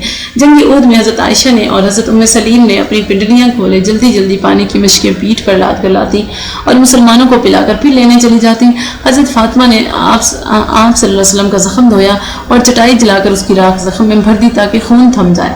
اور حضرت ربیع بن معوذ رضی اللہ عنہ فرماتی ہیں کہ جنگ احد میں ہمارا کام یہ تھا کہ ہم لوگوں کو پانی پلاتے، زخمیوں کی مرہم پٹی کرتے اور جو لوگ مارے جاتے ان کی لاشیں مدینہ کو لاتے تھے۔ یہ تمام احادیث ایسی ہیں جن سے عورتوں کی میدان جنگ میں محض شمولیت ثابت ہوتی ہے، لیکن یہ حدیث اس کے ایک اور پہلو پر بھی روشنی ڈالتی ہے کہ حشرت بن زیاد اپنی دادی سے روایت کرتے ہیں کہ غزوہ خیبر میں ہم کچھ عورتیں بھی جہاد کے لیے ساتھ ہو لی۔ حضور اکرم صلی اللہ علیہ وسلم کو خبر ہوئی تو آپ نے ہمیں بلایا، ہم گئی تو آپ نے پوچھا تم کس کے ساتھ آئی اور کس کے حکم سے آئی؟ ہم نے کہا یا رسول اللہ ہم سود کاٹتی نہیں تاکہ اس کی اجرت سے اللہ کی راہ میں مدد کر سکیں، ہمارے پاس زخمیوں کے لیے دوائیں ہیں اور ہم تیر اٹھا اٹھا کر لائیں گی اور پیاسوں کو ستو پلائیں گی۔ حضور صلی اللہ علیہ وسلم نے فرمایا اچھا ٹھہری رہو۔ پھر جب اللہ تعالیٰ نے آپ کے ہاتھ خیبر فتح کیا تو آپ صلی اللہ علیہ وسلم نے مردوں کی طرح ہمارا بھی مال غنیمت سے حصہ نکالا۔ راوی کہتا ہے کہ میں نے کہا دادی یہ حصہ کیا تھا؟ تو اس نے کہا کھجوریں۔ اس حدیث سے معلوم ہوتا ہے کہ عورتیں میدان جنگ میں یہ خدمات انجام دے سکتی ہیں: پہلی، زخمیوں کی تیمارداری، مرہم پٹی، زخمیوں اور بیماروں کے پیچھے محفوظ مقامات تک پہنچانے کا بندوبست، لاشوں کو ٹھکانے لگانے کا انتظام، مجاہدین زخمیوں اور بیماروں کے پینے کے لیے پانی کا فراہم کرنا، ان کی خوراک تیار کر کے دینا اور خورد و نوش سے متعلق کام سر انجام دینا، مجاہدین کو اسلحہ جنگ موقع پر مہیا کرنا، میدان جنگ میں گرا پڑا اسلحہ اکٹھا کر کے مجاہدین کو دوبارہ استعمال کے لیے بنا دینا، نیا اسلحہ اگر کہیں دور ہو تو اسے ان تک پہنچانا۔ گویا مجاہدین کا اصل کام حملہ کرنا یا دفاع کرنا ہوتا ہے۔ اس اصل کام کو سر انجام دینے کے لیے یا جنگ سے پیدا ہونے والے نتائج کے لیے جس قدر امدادی کاموں کی ضرورت پیش آتی ہے ان میں عورتیں بھی ہاتھ بٹا سکتی ہیں۔ تاہم یہ یاد رہے کہ عورتیں یہ کام یا تو اپنی رضاکارانہ طور پر سر انجام دے سکتی ہیں جیسے غزوہ خیبر میں ہوا، یا حالات کی نزاکت کے پیش نظر جیسا کہ جنگ احد میں ہوا، یعنی اشد ضرورت کے وقت ان سے یہ کام لیے جا سکتے ہیں۔ عام حالات میں اصول یہی ہے کہ عورتیں باقاعدہ فوج کا حصہ نہیں بن سکتی۔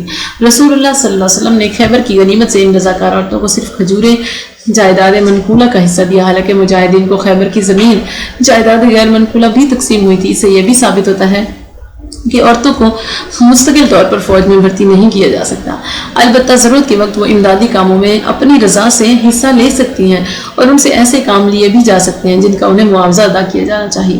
تاہم اس بات کا خیال رکھنا ضروری ہے کہ عورتوں کی شمولیت سے فوج میں فحاشی کے رجحانات کا فروغ نہ ہونے پائے۔ عورتوں کی طرح لڑکے بھی خدمت گزاری کے لیے جنگ میں لیے جا سکتے ہیں، لیکن انہیں بھی اموال غنیمت میں سے انعام کے طور پر کچھ دیا جا سکتا ہے۔ اموال غنیمت سے باقاعدہ حصہ نہیں نکالا جا سکتا۔ ابن عباس سے کسی نے عورتوں اور لڑکیوں کی شمولیت اور حصہ غنیمت کے متعلق سوال کیا تو آپ نے اسے جواب دیا، عورتوں نے پوچھا کہ عورت اور لڑکے کو کوئی حصہ ملے گا؟ اگر وہ لڑائی میں شریک ہو تو ان کو کوئی حصہ نہیں ملتا تھا مگر انعام کے طور پر غنیمت میں سے۔ یہاں تک تو میدان جنگ میں عورتوں کی امدادی کارروائیوں کا ذکر تھا۔ اب ہم دور نبی کا ایک ایسا واقعہ پیش کرتے ہیں جس سے معلوم ہوتا ہے کہ اگر لڑائی میدان جنگ کی بجائے محفوظ شہری آبادیوں میں داخل ہو جائے تو دفاع کے طور پر عورتوں کو بھی اگر وہ کر سکیں تو ایسا ہی کردار ادا کرنا چاہیے جیسا کہ مجاہد مرد کرتے ہیں۔ حضرت صفیہ رضی اللہ عنہ کی بہادری۔ جنگ احزاب کے موقع پر بنو قریظہ معاہدے کی حیثیت سے مدینہ میں رہ رہے تھے لیکن بدعہدی کر کے اتحادیوں سے مل گئے۔ ایک یہودی نے مسلمانوں کو مصروف جہاد دے کر اس قلعے پر جس میں عورتیں پناہ گزین تھیں حملہ کر دیا۔ حضرت حسان بن ثابت اس قلعے کی حفاظت پر مامور تھے۔ رسول اللہ کی پھوپھی حضرت صفیہ نے حسان سے کہا کہ اتر کر اس کو قتل کر دو۔ حضرت حسان کسی بیماری کی وجہ سے لڑائی سے گھبراتے تھے، کہنے لگے اگر میں ایسا کر سکتا تو میدان جنگ میں ہوتا۔ حضرت صفیہ نے خیمہ کی چوب اکھاڑی اور اس زور سے یہودی کے سر پر ضرب لگائی کہ اس کا سر پھٹ گیا۔ اب حضرت صفیہ نے حضرت حسان سے کہا کہ اس کے ہتھیار اور کپڑے اتار لاؤ۔ حضرت حسان نے کہا کہ مجھے اس کی ضرورت نہیں۔ آخر صفیہ نے خود ہی اس کا سر کاٹ کر قلعے کے نیچے پھینک دیا، جس کا اثر یہ ہوا کہ یہودیوں کو یقین ہو گیا کہ اس قلعے میں مسلمان فوج موجود ہے، لہٰذا انہیں پھر حملے کی جرت نہ ہوئی۔ ام عمارہ کی بہادری کا کارنامہ۔ جنگ احد میں جب مسلمانوں کو شکست ہوئی تو افراتفری مچ گئی۔ عورتیں بھی گھروں سے میدان جنگ میں نکل آئیں جو امدادی کام سر انجام دے رہی تھیں۔ انہی میں سے ایک حضرت ام عمارہ بھی تھی جو زخمیوں کو پانی پلا رہی تھی۔ آپ نے مشک اتار کر پھینک دی، تلوار کھینچ لی اور حضور صلی اللہ علیہ وسلم کے دفاع میں لڑنے لگی۔ اس دن انہیں 13 زخم پہنچے اور زیادہ خون بہ جانے کی وجہ سے وہ بے ہوش ہو گئی۔ جب ذرا ہوش آیا تو نہ اپنے خاوند کے متعلق پوچھا اور نہ ہی بیٹے کے متعلق جو اس جنگ میں رسول اللہ صلی اللہ علیہ وسلم کے ساتھ لڑ رہے تھے۔ اگر پوچھا تو یہ کہ کیف حال رسول، یعنی رسول اللہ صلی اللہ علیہ وسلم کس حال میں ہیں۔ موجودہ دور میں جنگ آلات کے دوران عموماً دشمن کے بمبار جہاز نظر آتے ہیں اور جنگی یا شہری آبادیوں کو خبر کیے بغیر بمبارمنٹ کرتے چلے جاتے ہیں۔ ان حالات میں ضروری ہے کہ مردوں کے ساتھ ساتھ عورتوں کو بھی فضائی حملے سے بچاؤ کی تدابیر اور ابتدائی طبی امداد کے کورس کروائے جائیں تاکہ عورتیں بھی اپنی دفاعی ذمہ داریاں پوری کر سکیں۔ آلات حرب کی مسلسل مشقیں، جہاد کی تیاری کے سلسلے میں آلات حرب کی فراہمی، ان کا استعمال اور ان کے مسلسل مشق بنیادی اہمیت کے حامل ہے۔ اللہ تعالیٰ نے خود مسلمانوں کو اس کی طرف توجہ دلائی ہے۔ وَأَعِدُّوا لَهُم مَّا اسْتَطَعْتُم مِّن قُوَّةٍ وَمِن رِّبَاطِ الْخَيْلِ تُرْهِبُونَ بِهِ عَدُوَّ اللَّهِ وَعَدُوَّكُمْ، اور ان دشمنوں کے لیے جہاں تک ممکن ہو حربی قوت اور گھوڑے تیار رکھنے سے مستعد رہو تاکہ اللہ تعالیٰ کے اور تمہارے دشمن دہشت زدہ اور سہمے رہیں۔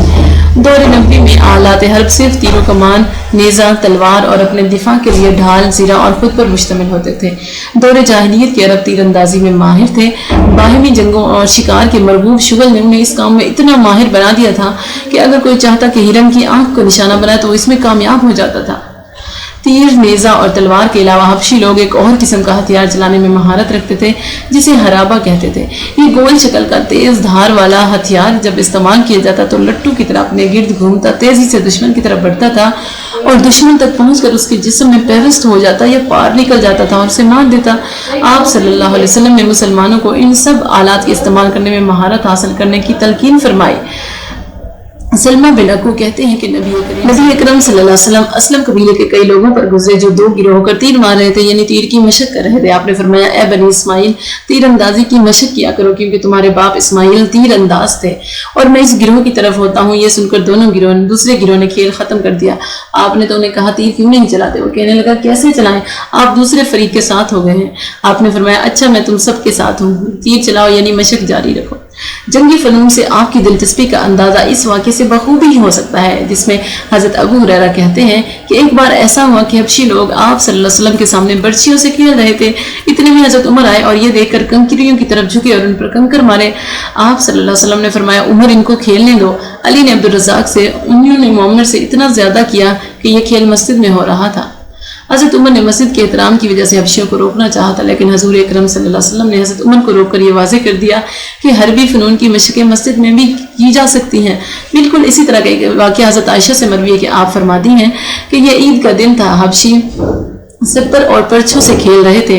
یا تو میں نے حضرت صلی اللہ علیہ وسلم سے درخواست کی یا آپ نے خود ہی فرمایا، کیا تو یہ تماشا دیکھنا پسند کرتی ہے؟ میں نے کہا جی ہاں۔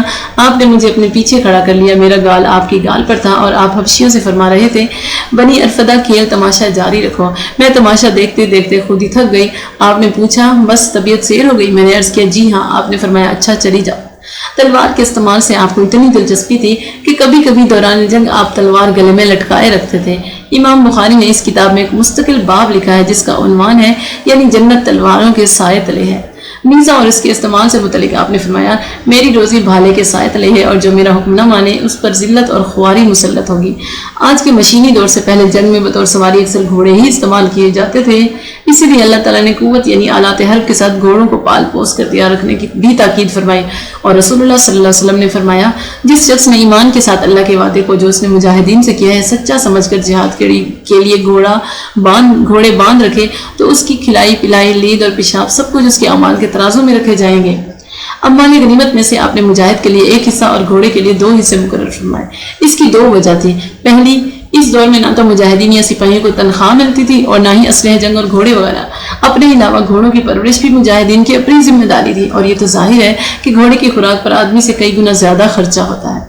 دوسری وجہ یہ تھی کہ گھوڑے کے 2 حصے مقرر کرنے میں یہ حکمت بھی تھی کہ مجاہدین کو گھوڑے پالنے کی طرف زیادہ سے زیادہ رغبت ہو۔ جاہلیت کی رسموں میں سے ایک یہ بھی تھی کہ جب کوئی مر جاتا تو اس کے ہتھیار توڑ ڈالتے اور جانور مار ڈالتے تھے۔ حضور اکرم صلی اللہ علیہ وسلم نے اس رسم کو یوں ختم کیا کہ جب آپ فوت ہوئے تو آپ نے مال و اسباب کی قسم کی کوئی چیز نہیں چھوڑی، اور اگر کچھ چھوڑا تو وہ یہی آلات حرب تھے، یعنی کچھ ہتھیار اور ایک سفید خچر۔ آلات حرب سے مسلمانوں کی دلدادگی کا اندازہ اس بات سے بھی ہوتا ہے کہ انہوں نے صرف اس بات پر اکتفا نہیں کیا کہ اسلحہ زیادہ سے زیادہ مقدار میں تیار رکھا جائے، یہ بہتر طریقے سے استعمال کیا جائے، بلکہ ان میں نئے آلات حرب کی ایجاد کرنے کا بھی شوق پیدا ہو گیا۔ چنانچہ جنگ طائف میں مسلمانوں نے منجنیق، دبابہ اور زبوریہ 3 نئے آلات استعمال کیے۔ منجنیق ایک قلعہ شکن آلہ تھا جو توپ کی طرح ایک مقام پر نصب کیا جاتا اور بارود کے گولوں کی بجائے پتھر برساتا تھا۔ ابن ہشام کی روایت کے مطابق اسلام میں سب سے پہلے منجنیق کا استعمال حضرت صلی اللہ علیہ وسلم نے محاصرہ طائف کے وقت فرمایا، جس سے اہل عرب پہلے آشنا نہیں تھے۔ دوسرا جنگی آلہ جو محاصرے کے دوران استعمال کیا گیا وہ دبابہ تھا کہ سپاہی اس کے اندرونی حصے میں داخل ہو جاتے اور اسے اسے لیتے ہوئے قلعہ کی دیواروں تک بڑھاتے چلے جاتے تھے اور وہاں پہنچ کر قلعے کی دیواروں میں سوراخ پیدا کر دیتے تھے۔ دبابا کی چھت ان سپاہیوں کو دشمنوں کے تیروں سے محفوظ رکھتی تھی، اور تیسرا جنگی آلہ زبور تھا جو اس جنگ میں استعمال ہوا تھا۔ حملہ آور اس کے اندر بیٹھ کر دشمن کے قلعوں تک پہنچتے اور وہاں ان سے لڑتے۔ آج کل یہ آلہ ٹینک کے نام سے مشہور ہے، جو اسی زبور کی ترقی یافتہ شکل ہے۔ واضح رہے کہ اگر کسی مجاہد کے پاس ایک کی بجائے 2 یا 3 گھوڑے ہوں تو بھی گھوڑوں کا حصہ مجاہد سے 2 ہی رہے گا، 4 یا 6 نہیں ہوگا۔ فقہائے حنفیہ ہر گھوڑے کا الگ حصہ شمار کرتے ہیں۔ حضرت عثمان کے عہد خلافت میں مسلمانوں میں بحری بیڑا تیار کر لیا، پھر اس میں اتنا کمال حاصل کیا کہ رومی بیڑے کی حیثیت بھی ختم کر دی۔ آئندہ بھی مسلمان اس میدان میں پیش رہے۔ پھر بعد کے ادوار میں مسلمانوں نے اس پہلو سے غفلت برتی تو حضور اکرم صلی اللہ علیہ وسلم کی پیشگوئی پوری ہوئی، اور یہ ادوار و نکبت آج تک اسی وجہ سے مسلمانوں پر چھائی ہوئی ہے۔ اور آج بھی اس مصیبت کا علاج یہی ہے کہ مسلمان انفرادی اور حکومتی سطح پر اس پہلو پر خاص توجہ دے۔ سرحدوں کی حفاظت۔ کسی ریاست کے استحکام کے لیے یہ بھی ضروری ہے کہ وہ اپنے مملوکہ یا زیر اثر کناروں پر فوجی چوکیاں قائم کریں۔ اللہ تعالیٰ فرماتا ہے وَأَعِدُّوا لَهُم مَّا اسْتَطَعْتُم مِّن قُوَّةٍ وَمِن رِّبَاطِ الْخَيْلِ تُرْهِبُونَ بِهِ عَدُوَّ اللَّهِ وَعَدُوَّكُمْ وَآخَرِينَ مِن دُونِهِمْ۔ جہاں تک ہو سکے فوج کی جمعیت کے زور سے اور گھوڑوں کے تیار رکھنے سے ان کے مقابلے کے لیے مستعد رہو کہ اس سے اللہ کے اور تمہارے دشمنوں اور ان کے علاوہ دوسروں پر تمہاری دھاک بیٹھی رہے گی۔ اور دوسری جگہ فرمایا یا ایھا الذین آمنوا اصبروا وصابروا ورابطوا واتقوا اللہ لعلکم تفلحون۔ اے ایمان والو، کفار کے مقابلے میں ثابت قدم رہو اور استقامت رکھو اور مورچوں پر جمے رہو اور خدا سے ڈرو تاکہ مراد حاصل کرو۔ اور حضور اکرم صلی اللہ علیہ وسلم نے فرمایا ایک دن رباط یعنی سرحدی چوکیوں میں بسر کرنا دنیا میں اور جو کچھ اس میں ہے سب سے بہتر ہے۔ ایک دوسرے مقام پر یوں فرمایا کہ ایک دن رات پہرے چوکی دینا 1 ماہ کے روزہ اور قیام سے بہتر ہے۔ اگر پہرہ دار مر جائے گا تو اس کا یہ عمل جاری رہے گا اور اس کو اس پر اجر دیا جائے گا اور فتنوں سے وہ امن میں رہے گا۔ بعض فقہا رباط کو جہاد فی سبیل اللہ سے بھی زیادہ اہمیت دیتے ہیں۔ وجہ یہ ہے کہ جہاد غیر مسلموں سے کیا جاتا ہے اور رباط خود مسلمانوں کی حفاظت کے لیے ہوتا ہے۔ اسلامی ریاست کے ابتدائی سالوں میں مدینہ کے ارد گرد بسنے والے مشرک قبائل آپس میں گٹھ جوڑ کر کے مدینہ پر حملہ کرتے رہتے تھے۔ آپ ان کے حالات سے ہر لحظہ باخبر رہتے اور جب محسوس کرتے کہ کوئی مدینہ کی طرف بری نظروں سے دیکھ رہا ہے تو فوراً خود وہاں پہنچ جاتے یا سرایہ بھیج دیتے۔ صلح حدیبیہ سے پہلے اکثر ایسے واقعات پیش آتے رہتے اور بسا اوقات یوں ہوا کہ دشمن اسلامی دستوں کی خبر پا کر بکھر تتر بتر ہو جاتا تھا۔ 9 ہجری میں جبکہ عرب کا بیشتر حصہ اسلام کے زیر نگیں آ چکا تھا، شام کی سرحد پر عرب عیسائیوں نے جو کہ اثر روم کے زیر اثر تھی مسلمانوں کی سرحد پر فوج اکٹھی کرنا شروع کر دی تھی۔ غزوہ تبوک اسی وجہ سے پیش آیا تھا، لیکن اسلامی لشکر کے پہنچنے سے پہلے ہی دشمن کا لشکر منتشر ہو گیا اور جنگ کی نوبت ہی نہیں آئی۔ دور فاروقی میں جب اسلامی سلطنت کی سرحدیں بہت وسیع ہو گئیں تو سرحدوں پر فوجی چھاونیاں قائم کر دی گئیں جہاں ہر وقت فوج میں موجود رہتی تھی تاکہ دشمن کی نقل و حرکت کی بر وقت سرکوبی کی جا سکے۔ جنگ اور تعلقات خارجہ۔ جنگ کا خارجہ پالیسی کے ساتھ بہت گہرا تعلق ہے۔ اسی سلسلے میں مسلمانوں کو مندرجہ ذیل ہدایات دی گئی ہیں۔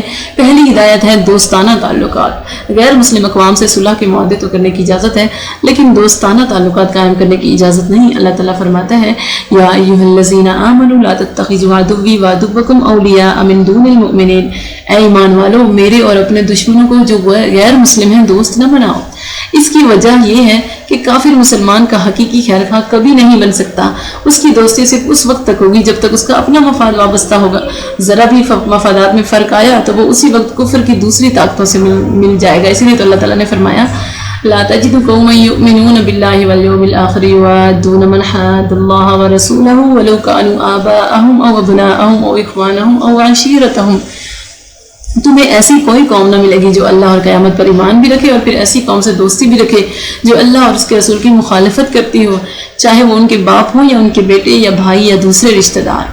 غیر مسلم کی دوستی سے ملکی اور فوجی راز افشا ہو جانے کا ہر وقت خطرہ رہتا ہے کیونکہ جس سے دوستی ہو اس سے ایسے راز چھپانا ناممکن ہے۔ اسی لیے اللہ تعالیٰ فرماتا ہے یا ایھا الذین آمنوا لا تتخذوا بطانة من دونکم لا یعلونکم خبالا ودوا ما عنتم۔ اے ایمان والو، اپنوں کے سوا کسی دوسرے کو رازدار مت بناؤ، یہ لوگ تمہارے نقصان میں کوئی کسر اٹھا نہ رکھیں گے، تمہارے نقصان اور تمہاری تکلیف میں ان کی خوشی ہے۔ آج مسلمانوں کے دوست غیر مسلم ممالک اقتصادی امداد کے نام پر فنی ماہرین بھی ساتھ بھیجتے ہیں جو فنی مہارت کا کام تو کم ہی سر انجام دیتے ہیں، البتہ ملک کے راز بڑی سرگرمی سے اپنی حکومتوں کو مہیا کرتے رہتے ہیں، جس کی وجہ سے مسلمان ملکوں کی حکومتوں کے آئے دن تختے الٹائے جاتے ہیں۔ غیر مسلم دوستوں سے مشترکہ دفاع کے سمجھوتے بھی نہیں کیے جا سکتے۔ اللہ تعالیٰ فرماتا ہے وَلَا تُجَادِلُوا عَنِ الَّذِينَ يَخْتَانُونَ أَنفُسَهُمْ إِنَّ اللَّهَ لَا يُحِبُّ مَنْ كَانَ خَوَّانًا أَثِيمًا۔ جو لوگ خود اپنے نفس سے دھوکہ کرتے ہیں ان کی حمایت میں نہ لڑو، اللہ ایسے لوگوں کو پسند نہیں کرتا جو دغا باز اور بد کردار ہوں۔ تیسری وجہ غیر مسلم ممالک سے دوستی کا تیسرا نقصان یہ ہوتا ہے کہ ثقافت کے نام پر اس ملک کے باطل نظریات مسلمانوں میں پرورش پانے لگتے ہیں، فحاشی اور بے حیائی کا دورہ شروع ہو جاتا ہے، اور جن منکرات کے استحصال کے لیے جہاد فرض قرار دیا گیا تھا وہ شعوری یا غیر شعوری طور پر خود مسلمان ممالک میں فروغ پانے لگتے ہیں۔ معاہدات، دوسرے ممالک سے برابر کی سطح پر معاہدات کرنے کی اجازت ہے۔ یہ معاہدات امن و صلح کے بھی ہو سکتے ہیں، تجارتی بھی اور امان کے بھی۔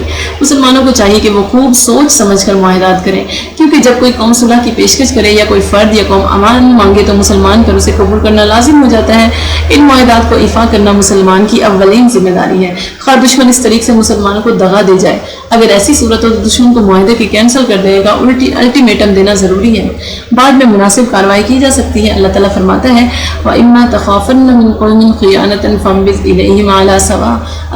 اگر تمہیں کسی قوم سے خیانت کا اندیشہ ہو تو اس کے معاہدے کو علانیہ اس کی آگے پھینک دو، یعنی معاہدہ منسوخ اور اب ہر فریق اپنی اپنی جگہ آزاد ہے، جیسے کارروائی مناسب سمجھے کرے۔ سفارتی تعلقات، غیر ممالک کے خواہ یہ ملک دوست ہوں یا غیر جانبدار ہوں یا دشمن ہوں، سفیروں سے اچھی طرح پیش آنا، ان سے بہتر سلوک کرنا اور انہیں مناسب آرام پہنچانا اور مراعات دینا ایک اسلامی حکومت کی ذمہ داری ہے۔ سفارت کی تقریم کے لیے حضور اکرم صلی اللہ علیہ وسلم نے بہت تاکید فرمائی ہے۔ اگر کوئی ملک مسلم سفیر سے بدسلوکی کرے یا اسے قتل کر دے تو یہ بات جنگ کا سبب بن جاتی ہے۔ آج کل ہر ملک میں دوسرے ممالک کے سفارت خانے قائم ہیں۔ اگر ایسی صورتحال پیدا ہو تو پہلے اس ملک سے سفارتی تعلقات ختم کر دینے چاہیے۔ یہ گویا جنگ کا الٹیمیٹم ہوتا ہے، اس کے بعد بھی اگر تلافی نہ ہو تو جنگ شروع کی جا سکتی ہے۔ اب ہم دیکھتے ہیں کہ حضور پاک صلی اللہ علیہ وسلم بہترین جنگی منصوبہ ساز کیسے تھے۔ جب دونوں متحارب فریق آمنے سامنے آ جائیں تو ایک بہتر جنرل کو مندرجہ ذیل باتوں کا خیال رکھنا پڑتا ہے۔ پہلی، میدان جنگ کا صحیح انتخاب۔ میدان جنگ کا صحیح انتخاب بھی فتح کا ایک مؤثر سبب ہوتا ہے۔ جنگ بدر کے موقع پر قریش مکہ نے پہلے پہنچ کر حسب پسند مقامات پر قبضہ کر لیا جو جنگ کے لیے موزوں سمجھتے تھے۔ ناچار مسلمانوں کو ایسی جگہ پڑاؤ ڈالنا پڑا جہاں پر نہ کوئی کنواں تھا نہ چشمہ، زمین ریتلی تھی جہاں پاؤں بھی نہیں جم سکتے تھے۔ آپ اسی سوچ میں تھے کہ ایک صحابی حباب بن منظر نے آپ سے پوچھا کہ اس مقام پر پڑاؤ ڈالنا جنگی تدبیر ہے یا اللہ تعالیٰ کا حکم ہے؟ آپ نے فرمایا کہ جنگی تدبیر سے تعلق رکھتا ہے۔ حباب نے کہا پھر آپ لوگوں کو آگے لے چلیں، چشمہ پر قبضہ کر لیں اور تالاب بنا کر پانی سے پر کر لیں۔ چنانچہ آپ نے فوراً اس تجویز پر عمل کیا۔ یہ جگہ کفار کے پڑاؤ سے اونچی تھی۔ مزید برآں اللہ تعالیٰ کی مہربانی یہ ہوئی کہ میਂہ برس گیا، زمین جم کر اور سخت ہو گئی، جبکہ اسی پانی نے نیچے بہہ کر کفار کے پڑاؤ میں دلدلی کیفیت پیدا کر دی۔ اسی موقع پر بارش کا نزول دراصل اللہ تعالیٰ کی طرف سے مسلمانوں کی مدد اور خاص رحمت تھی۔ دوسری تدبیر آپ نے یہ کی کہ صحابہ کے مشورے سے اپنا خیمہ ایک ایسی بلند مقام پر نصب کیا جہاں آپ تیروں کی زد سے بھی محفوظ رہ سکتے تھے اور لڑائی کا نقشہ بھی بخوبی ملاحظہ فرما سکتے تھے۔ اور تیسری تدبیر یہ تھی کہ اس خیمے کے پاس چند سواری کے جانور رکھے گئے، ایک طرف کفار مکہ کا 1000 کا لشکر جو آلات حرب و ضرب سے پوری طرح مسلح تھا، خوراک وافر تھی، ہر روز 10 اونٹ ذبح کیے جاتے اور شراب کا بھی دور چلتا تھا۔ دوسری طرف 313 مسلمان، تہائی سے بھی کم اور وہ بھی نہتے، کمزور اور سامان خوراک سے بھی عاجز۔ اندرونی حالات جنگ کے دوران کسی وقت بھی مسلمان فوج کے پاؤں اکھڑ جانے کا اندیشہ ایک فطری امر تھا۔ خیمہ کے پاس سواریاں اس لیے رکھ دی گئی کہ خدا نہ خواستہ اگر ایسی صورت پیدا ہو تو مدینہ سے فوری طور پر کمک مہیا کی جا سکے۔ صف بندی اور طریقہ جنگ، مسلمان صف بندی کا طریق تو نماز سے ہی سیکھ چکے تھے، تاہم آپ نے میدان بدر میں اس کا بالخصوص اہتمام کیا۔ آپ ایک چھڑی لے کر خود مسلمانوں کی صفوں کو درست اور سیدھا کر رہے تھے۔ صف بندی قریش مکہ نے بھی کی تھی لیکن ان میں ایسا نظم و ضبط ہرگز نہ تھا۔ دوسرا اہتمام آپ نے یہ کیا کہ مسلمانوں کی اس انداز سے صف بندی کی کہ وہ اپنی اصل تعداد سے کئی گنا زیادہ نظر آ رہے تھے۔ قرآن کریم نے اس منظر کا نقشہ ان الفاظ میں پیش کیا ہے فئۃ تقاتل فی سبیل اللہ واخری کافرۃ یرونہم مثلہم رأی العین، ایک گروہ اللہ کی راہ میں لڑ رہا تھا، دوسرا کفار کا گروہ تھا جو مسلمانوں کو اپنی آنکھوں سے اپنے سے دگنا مشاہدہ کر رہا تھا۔ صف بندی کی اصل غرض و غایت یہ ہوتی ہے کہ اگر کسی خاص مقام پر دشمن کے حملے کا دباؤ بڑھ جائے تو فوج کا آپس میں رابطہ منقطع نہ ہونے پائے۔ صف بندی کے دوران حضور صلی اللہ علیہ وسلم نے اس بات کو بالخصوص ملحوظ رکھا۔ صف بندی کے علاوہ مورچہ بندی، مورچوں کے لیے موزوں جگہ کا انتخاب، ان میں مناسب افراد کا تعین، یہ سب امور سپہ سالار کے پر منحصر ہوتے ہیں۔ اللہ تعالیٰ جنگ احد کا نقشہ ان الفاظ میں فرماتے ہیں وَإِذْ غَدَوْتَ مِنْ أَهْلِكَ تُبَوِّئُ الْمُؤْمِنِينَ مَقَاعِدَ لِلْقِتَالِ، اور اے نبی جب تم صبح اپنے گھر سے روانہ ہو کر ایمان والوں کو لڑائی کے لیے مورچوں پر موقع بموقع متعین کر رہے تھے، اور لغوی لحاظ سے اس کا استعمال اس وقت ہوتا ہے جب کسی رہائشی جگہ کی فضا اور ماحول رہنے والے کی طبیعت کے موافق اور سازگار ہو، یا کوئی شخص جس مقصد کے لیے کسی جگہ کا انتخاب کرتا ہے وہ اس کے لیے موافق اور سازگار ہو۔ عہد جاہلیت میں عرب جنگ کے دوران کروفر کے اصول کے تحت لڑتے تھے، وہ دشمن پر حملہ کرتے اور جب اپنے اندر کوئی کمزوری دیکھتے تو بھاگ کھڑے ہوتے، اس کے بعد پھر لوٹ کر حملہ آور ہوتے اور جب تک جنگ جاری رہتی بغیر کسی ضابطے یا نظام کے اسی طرح لڑتے رہتے۔ اس طریقے جنگ میں نہ کوئی نظم رہ سکتا تھا اور نہ ہی کامیابی کی کوئی ضمانت ہو سکتی تھی، اسی لیے مسلمانوں کو باقاعدہ صف بندی کا حکم دیا گیا۔ اللہ تعالیٰ فرماتا ہے ان اللہ یحب الذین یقاتلون فی سبیلہ صفا کأنہم بنیان مرصوص، اللہ تعالیٰ ایسے لوگوں سے محبت رکھتا ہے جو اس کی راہ میں یوں صفیں باندھ کر لڑتے ہیں جیسے سیسا پلائی دیوار ہے۔ چنانچہ دور نبی میں مسلمان نماز کی طرح ہی جنگ کے لیے بھی صف بندی کرتے تھے، شانے سے شانہ ملائے دشمن کی طرف بڑھتے اور ایک انچ بھی صف سے آگے پیچھے نہیں ہوتے تھے۔ جب تک فوج صف بصف نہ ہو اس وقت تک اس کے مختلف شعبوں کا توازن صحیح نہیں رہ سکتا۔ تیر انداز، شمشیر زن، نیزہ بردار اور سوار مختلف سمتوں اور مختلف رفتار سے میدان جنگ میں استعمال کی جاتے تھے، مگر ان میں توازن اسی صورت میں قائم رکھا جا سکتا ہے جب ان میں ہر ایک اپنی اپنی صف میں جگہ پہچان لیتا، پھر اسے قائم رکھتا اور ورنہ احتمال رہتا تھا کہ سوار کہیں وقت سے پہلے یا وقت کے بعد دشمن سے ملاپ نہ کر پائے۔ اس قسم کی بے ترتیبی میں شکست کے امکان پیدا ہو جاتے ہیں۔ پڑاؤ کے انتخاب اور صف بندی کے دوران سورج کی روشنی اور ہواؤں کے رخ کا بھی لحاظ رکھنا پڑتا ہے تاکہ دشمن کی تلواروں کی حرکت سے مسلمانوں کی آنکھیں چندھیا نہ جائے، اور ہواؤں کے رخ کے متعلق صحیح انتخاب کا ہی یہ نتیجہ تھا کہ آپ نے عین اس وقت جب مارکہ کارزار گرم تھا آپ نے مٹھی بھر ریت کفار کی طرف پھینکی تو ہواؤں نے ان ذرات کو اڑا کر کفار کی آنکھوں میں ڈال کر انہیں چندھیا دیا۔ اس عمل میں اللہ تعالیٰ کی مدد شامل حال تھی، چنانچہ اللہ تعالیٰ نے اس مدد کو اپنے خاص احسان سے تعبیر فرمایا۔ اللہ تعالیٰ فرماتا ہے فَلَمْ تَقْتُلُوهُمْ وَلَكِنَّ اللَّهَ قَتَلَهُمْ وَمَا رَمَيْتَ إِذْ رَمَيْتَ وَلَكِنَّ اللَّهَ رَمَى۔ اے مسلمانوں، کفار کو تم نے نہیں، وہ تو اللہ نے مارا تھا، اور نہ ہی اے پیغمبر جو مٹھی تم نے پھینکی وہ تم نے نہیں پھینکی بلکہ وہ تو اللہ نے پھینکی تھی۔ یہ ہے تائید ایزدی کا صحیح مفہوم۔ اس موقع پر بارش کا نزول اور ہواؤں کے رخ سے ریت کے ذرات کا کفار کی آنکھوں کو صحیح نشانہ بنانا اللہ کی بہت بڑی امداد ثابت ہوئے تھے، لیکن یہ امداد اس وقت آئی جب مسلمان اپنے مادی وسائل سے مقدور بھر استفادہ کر چکے تھے۔ آج کی افواج میں بحری بیڑے، بری فوج اور فضائی میں توازن نہ ہو تو جنگ صحیح معنوں میں لڑی ہی نہیں جا سکتی، اور اس توازن کی افواج سہگانہ کے متوازن تیاری کے بعد ان کا استعمال ایسے منصوبے کے ماتحت ہونا چاہیے کہ ایک دوسرے کو مدد دے سکیں تاکہ ایک کی ضرب دوسرے کو آگے بڑھنے میں مدد دے۔ اس طرح کی جنگ کو صف بصف جنگ یا متوازن منصوبے کی جنگ کہتے ہیں۔ اس آیت میں سیسے کی دیوار کی مثال دی گئی ہے۔ سیسا ایک ایسی دھات ہے جو مضبوط ہوتی ہے اور لچکدار بھی، اور یہی دو صفات افواج میں ہونے چاہیے تاکہ دشمن کی ضربات سے صف ٹوٹنے نہ پائے اور اس محاذ کا کوئی حصہ کمزور نہ ہو جائے، لچک کی وجہ سے معمولی طور پر اور وقتی طور پر دب جائے، اور جو ہی دشمنوں کا دباؤ ہٹے اسی وقت پھر اپنے پہلے مقام پر چلا جائے۔ تیسرا، جنگی نقشے کی فوری تبدیلی۔ مارکہ کارزاز میں ایسا وقت بھی آ جاتا ہے کہ فوج کے پاؤں اکھڑ جاتے ہیں اور شکست کے آثار پیدا ہونے لگتے ہیں۔ اس وقت ایک بہترین اور حاضر دماغ جرنیل کا کام یہ ہوتا ہے کہ فوراً پڑاؤ تبدیل کر کے نقشہ جنگ کو بدل کر فتح و شکست کا رخ موڑ دے۔ جنگ احد کے موقع پر جب مسلمانوں کے پاؤں اکھڑ گئے اور ابن کمیہ نے یہ بھی مشہور کر دیا کہ نعوذ باللہ محمد صلی اللہ علیہ وسلم قتل ہو گئے، تو آپ نے فوراً نقشہ جنگ بدل دیا اور پہاڑی کے ایک محفوظ اور بلند مقام پر تشریف لے گئے، گویا مسلمان فوج کا مرکز و محور یہ مقام تھا۔ یہیں سے آپ نے شکستہ دل اور بدحواس فوج کو پکار کر بلایا اور بکھری ہوئی فوج پھر جمع ہو گئی اور مسلمان شکست سے بچ گئے۔ چوتھا، اقدام۔ مارکہ کارزاز میں اقدام کا مطلب یہ ہوتا ہے کہ جب فتح و شکست کا کوئی فیصلہ نہ ہو رہا ہو تو کوئی ایک فوج پوری قوت سے دشمن کی قلب پر حملہ کر کے اسے پسپاہی کر مجبور کر دے۔ آپ نے جنگ احد کے موقع پر یہی تدبیر استعمال کی اور قریش فتح و شکست کا فیصلہ ہوئے بغیر واپس چلے گئے تھے۔ چنانچہ راستے میں ابو سفیان سپہ سالار قریش کو یہ خیال آیا کہ کام تو ادھورا رہ گیا، واپس مڑ کر حملہ کرنا چاہیے۔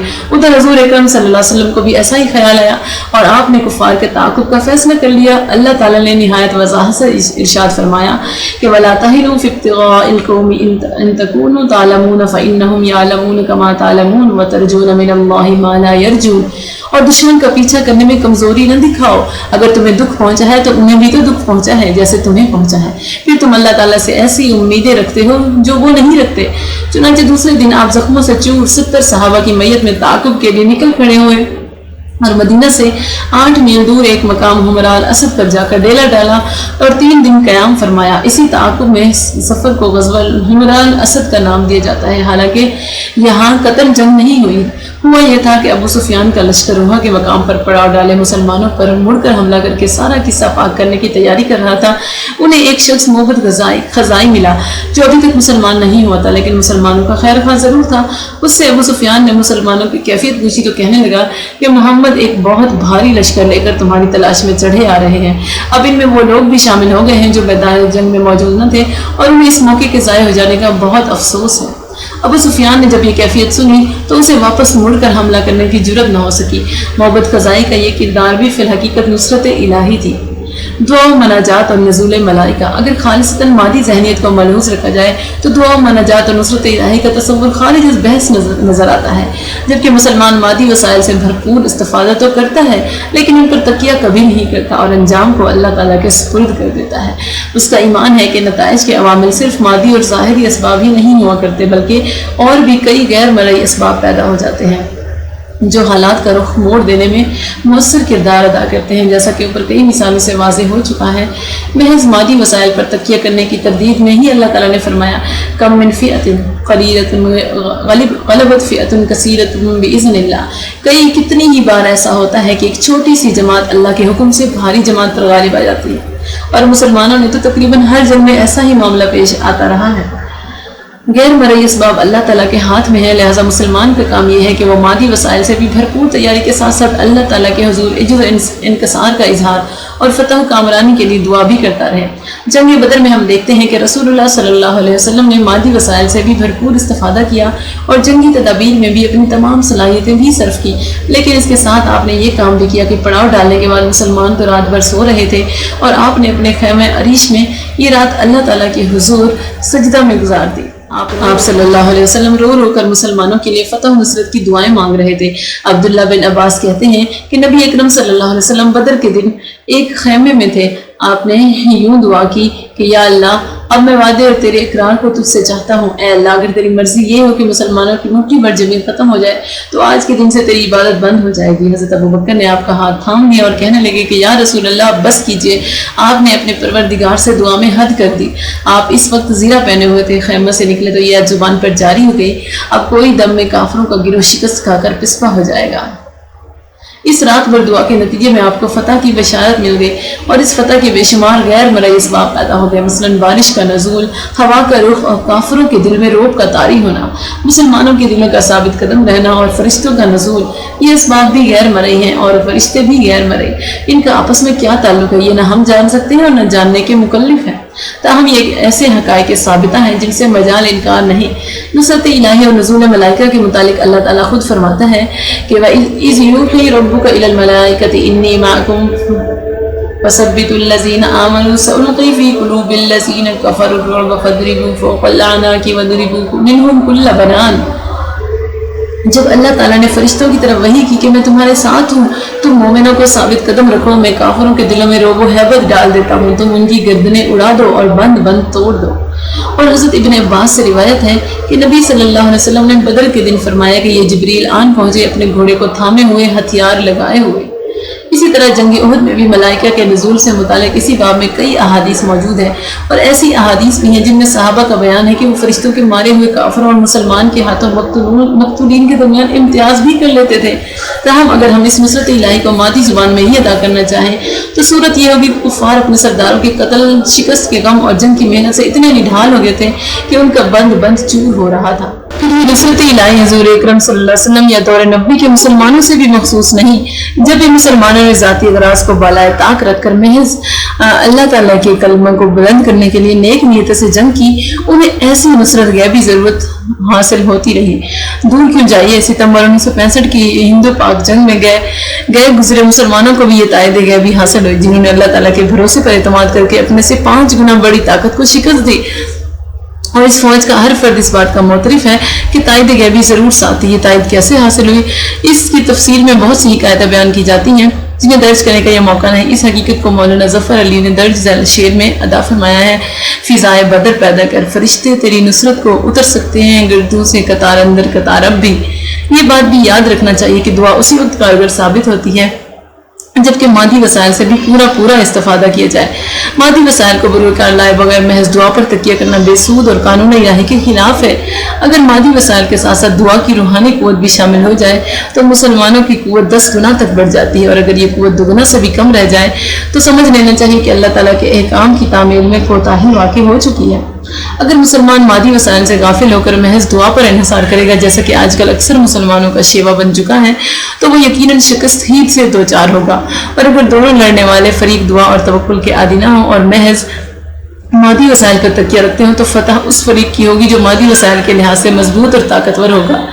اللہ تعالیٰ کا قانون مسلمانوں کا محض نام کا مسلمان ہونے کے لحاظ سے کوئی لحاظ نہیں کرے گا۔ دوسرا، دشمن کی تدابیر کو ناکام بنانا۔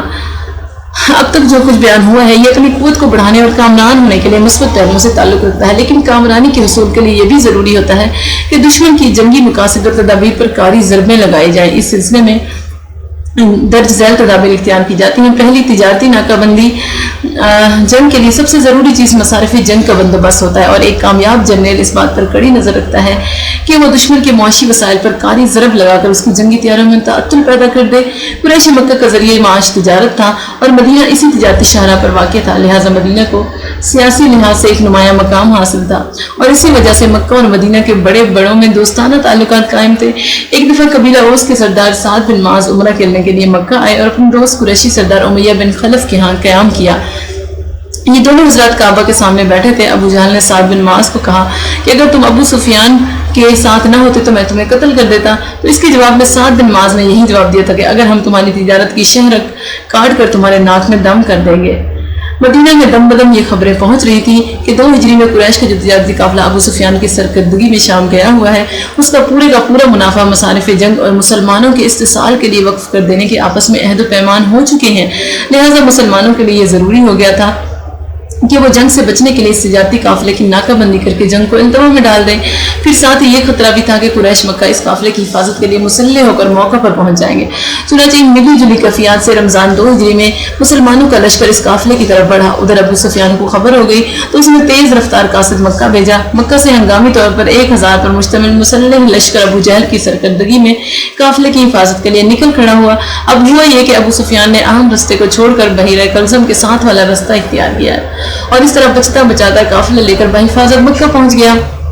قریشی لشکر بدر کے مقام پر پہنچ چکا تھا اور اسے یہ بھی معلوم ہو گیا کہ ابو سفیان بخیریت مکہ پہنچ چکا ہے، لہٰذا اکثر سرداروں نے یہ رائے دی کہ مقصد حاصل ہو چکا ہے، لہٰذا اب جنگ نہیں کرنی چاہیے۔ مگر ابو جہل کے غرور اور ہٹ دھرمی نے کوئی پیش نہ جانے دی اور جنگ ہو کر رہی، جس میں کفار کو عبرت انگیز شکست ہوئی۔ حضور اکرم صلی اللہ علیہ وسلم کی زندگی میں اس تجارتی ناکہ بندی کے اور بھی چند ایک واقعات ملتے ہیں، اور بس مقصود یہ ہے کہ غزوہ بدر کا پیش خیمہ بھی تجارتی ناکہ بندی تھا، اور ایسی مہم میں بسا اوقات کامیاب ہی ثابت ہوئی ہیں۔ ابتدا میں قریش نے اس خطرے سے محفوظ رہنے کے لیے بحیرہ کلزم کے ساحل کے ساتھ کا متوازی راستہ اختیار کیا، مگر ان پر چل کر ان کے منافع کی مقدار بہت کم ہو گئی اور سامان خوراک بڑی دقت اور گراں قیمت پر ملنے لگا۔ اس طرح کے ناکہ بندی سے آپ کے 2 مقصد تھے، ایک یہ کہ دشمن معاشی لحاظ سے کمزور ہو جائے، اور دوسرے منافع جو فوری طور پر مصارف جنگ کی صورت میں مسلمانوں ہی پر استعمال ہونے والا تھا اس کا قصہ ہی ختم ہو جائے۔ اس تجارتی ناکہ بندی پر دین اسلام نے یہ الزام لگایا کہ اسلام غارت گری کی تعلیم دیتا ہے اور مسلمانوں کا مقصد محض لوٹ مار کا مال حاصل کرنا تھا، لیکن یہ الزام کئی لحاظ سے غلط ہے۔ مثلا اگر لوٹ مار ہی مقصد ہوتا تو صرف قریش کے تجارتی قافلے کی تخصیص کیوں تھی؟ تجارتی قافلے تو یمن سے بھی روانہ ہوتے تھے، مدینے سے بھی، اور غیر ملکی تاجر بھی ان راستوں سے پر سفر کرتے تھے، ان کی تو کبھی بھی ناکہ بندی نہیں کی گئی۔ کسی واقعے سے یہ ثابت نہیں ہوتا کہ مسلمانوں نے اس ناکہ بندی کے ذریعے مال حاصل کیا ہو۔ سریہ نخلہ میں عبداللہ بن جہش نے اگر مال حاصل کیا تو رسول اللہ صلی اللہ علیہ وسلم نے اسے قبول کرنے سے انکار کر دیا۔ تجارتی ناکہ بندی کو کامیاب بنانے کے لیے گہرے تدبر کی ضرورت ہوتی ہے، اور یہ اسی وقت کی جانی چاہیے جب انسان اس سے پیدا ہونے والے رد عمل کا مقابلہ کرنے کے لیے پوری طرح تیار ہو۔ اب دیکھیے کہ نیپولین بوناپارٹ جو مغربی دنیا کا عظیم جرنیل سمجھا جاتا تھا، اس نے برطانیہ کی تجارتی ناکہ بندی کی تھی، جسے کانٹیننٹل سسٹم بھی کہا جاتا ہے۔ برطانیہ کے پاس مضبوط بحری بیڑا بھی تھا اور بیرونی مصنوعات چینی، چائے، قہوہ اور دیگر کئی اشیاء پر اس کی اجارہ داری بھی تھی۔ نیپولین نے پہلے تو برطانوی درآمدات کو حتماً ممنوع قرار دے دیا، پھر اپنے دوست ممالک پر دباؤ ڈالا کہ وہ بھی برطانوی مصنوعات اپنے ہاں ہرگز درآمد نہ کریں۔ یہ ایک ایسی بات تھی جس پر زیادہ دیر تک عمل نہیں کیا جا سکتا تھا۔ فرانس اور اس کے دوست ممالک کی تجارت بحران کا شکار ہو گئی۔ برطانیہ نے جوابی کارروائی کے طور پر ان ممالک کی بھی ناکہ بندی کر دی، تو نیپولین اور اس کے حامی ممالک سخت مجبور ہو گئے۔ نتیجہ یہ ہوا کہ فرانس کے حلیف ممالک اسی وجہ سے اس سے کٹ گئے اور دشمن بن گئے۔ خود نیپولین کا یہ حال تھا کہ اسے فوج کے لیے ہزارہ تعداد میں سمگل شدہ برطانوی کمبل بلیک میں اونچے نرخوں پر خریدنے پڑے، اور اگر حقیقت میں دیکھا جائے تو اس کے زوال کے اسباب میں سے ایک بڑا سبب اس کی یہی تجارتی ناکہ بندی تھی۔ ناکہ بندی کی ایک صورت یہ بھی ہوتی ہے کہ دشمن کی کمک کو دشمن تک پہنچنے سے پہلے اس کا صفایا کر دیا جائے۔ جنگ احزاب میں جب محاصرہ طویل ہو گیا اور اتحادیوں کی رست ختم ہونے لگی تو حی بن اخطب یہودیوں کے سردار نے رسد لائے ہوئے 20 اونٹ مشرکین کی فوج کے لیے بھیجے۔ یہ رسد جو اور کھجوروں اور ستو پر مشتمل تھی۔ لوٹ مار کا مال اسلامی نقطہ نظر سے حرام قرار دیا گیا ہے، یہ مال غنیمت کی تعریف میں نہیں آتا۔ جب آپ صلی اللہ علیہ وسلم غزوہ بدر پر گئے تو آپ کو ایک شخص ملا جو بہادری میں مشہور تھا۔ اس نے اپنی خدمات پیش کی تاکہ اب مال غنیمت حاصل کر سکے۔ آپ نے پوچھا کیا تو اللہ اور اس کے رسول پر ایمان رکھتا ہے؟ اس نے کہا نہیں۔ تو آپ نے فرمایا لوٹ جا، میں مشرک کی مدد نہیں چاہتا۔ تھوڑی دور آگے چل کر پھر یہی سوال جواب ہوئے تو آپ نے اس کی مدد لینے سے انکار کر دیا۔ آگے بڑھ کر پھر یہی سوال جواب ہوئے، اب کی بار اس نے جواب دیا کہ میں اللہ تعالیٰ اور اس کے رسول پر ایمان رکھتا ہوں۔ تب جا کر آپ نے اسے اجازت دی۔ تاہم اس میں اتنی گنجائش ضرور ہے کہ کافر اگر مشرک نہ ہو اور اسے مسلمانوں کی خیر خواہی کا بھی یقین ہو تو اسے فوج میں شامل کیا جا سکتا ہے۔ حضور اکرم صلی اللہ علیہ وسلم نے صفوان بن امیہ سے جنگ میں مدد لی جبکہ وہ بھی مسلمان نہیں ہوئے تھے۔ رسول اللہ صلی اللہ علیہ وسلم کو اس کی خبر لگ گئی تو مجاہدین نے اس پر حملہ کر کے ان رسد سے لدے ہوئے اونٹوں پر قبضہ کر لیا۔ دوسرا، دشمن کی فوجوں میں انتشار ڈالنا۔ ایک کامیاب جرنیل جہاں اپنی فوجوں میں ہر قیمت پر اتحاد برقرار رکھنے کی طرف خصوصی توجہ دیتا ہے، وہاں دشمن کی فوجوں میں پھوٹ ڈال کر اس کی قوت کو منتشر کرنا بھی اس کے مقصد کے حصول کا ایک مؤثر ذریعہ ہوتا ہے۔ اسلام میں کسی قوم سے خواہ وہ کتنی ہی دشمن جاں کیوں نہ ہو بد عہدی کی قطعی اجازت نہیں دی، البتہ کسی تدبیر سے یہ کام اگر بنتا نظر آئے تو اس کی اجازت ہے۔ جنگ احزاب میں یہود اور بالخصوص اس کی قبیلہ بنو نذیر کے کچھ افراد جو خیبر کی طرف جلاوطن کیے جا چکے تھے، تمام قریش مکہ اور دوسرے مشرک قبائل عرب کو بھڑکا کر مسلمان کو ختم کرنے کے لیے مدینہ پر چڑھا لائے تھے۔ یہود کا ایک قبیلہ بنو قریظہ ابھی تک اپنے عہد پر قائم تھا، لہٰذا مدینہ میں مقیم تھا اور مسلمانوں کا حلیف تھا۔ بنو نذیر کے سردار حی بن اخطب نے بنو قریظہ کو کئی طرح کے سبز باغ دکھا کر بدعہدی پر مجبور کر دیا تھا۔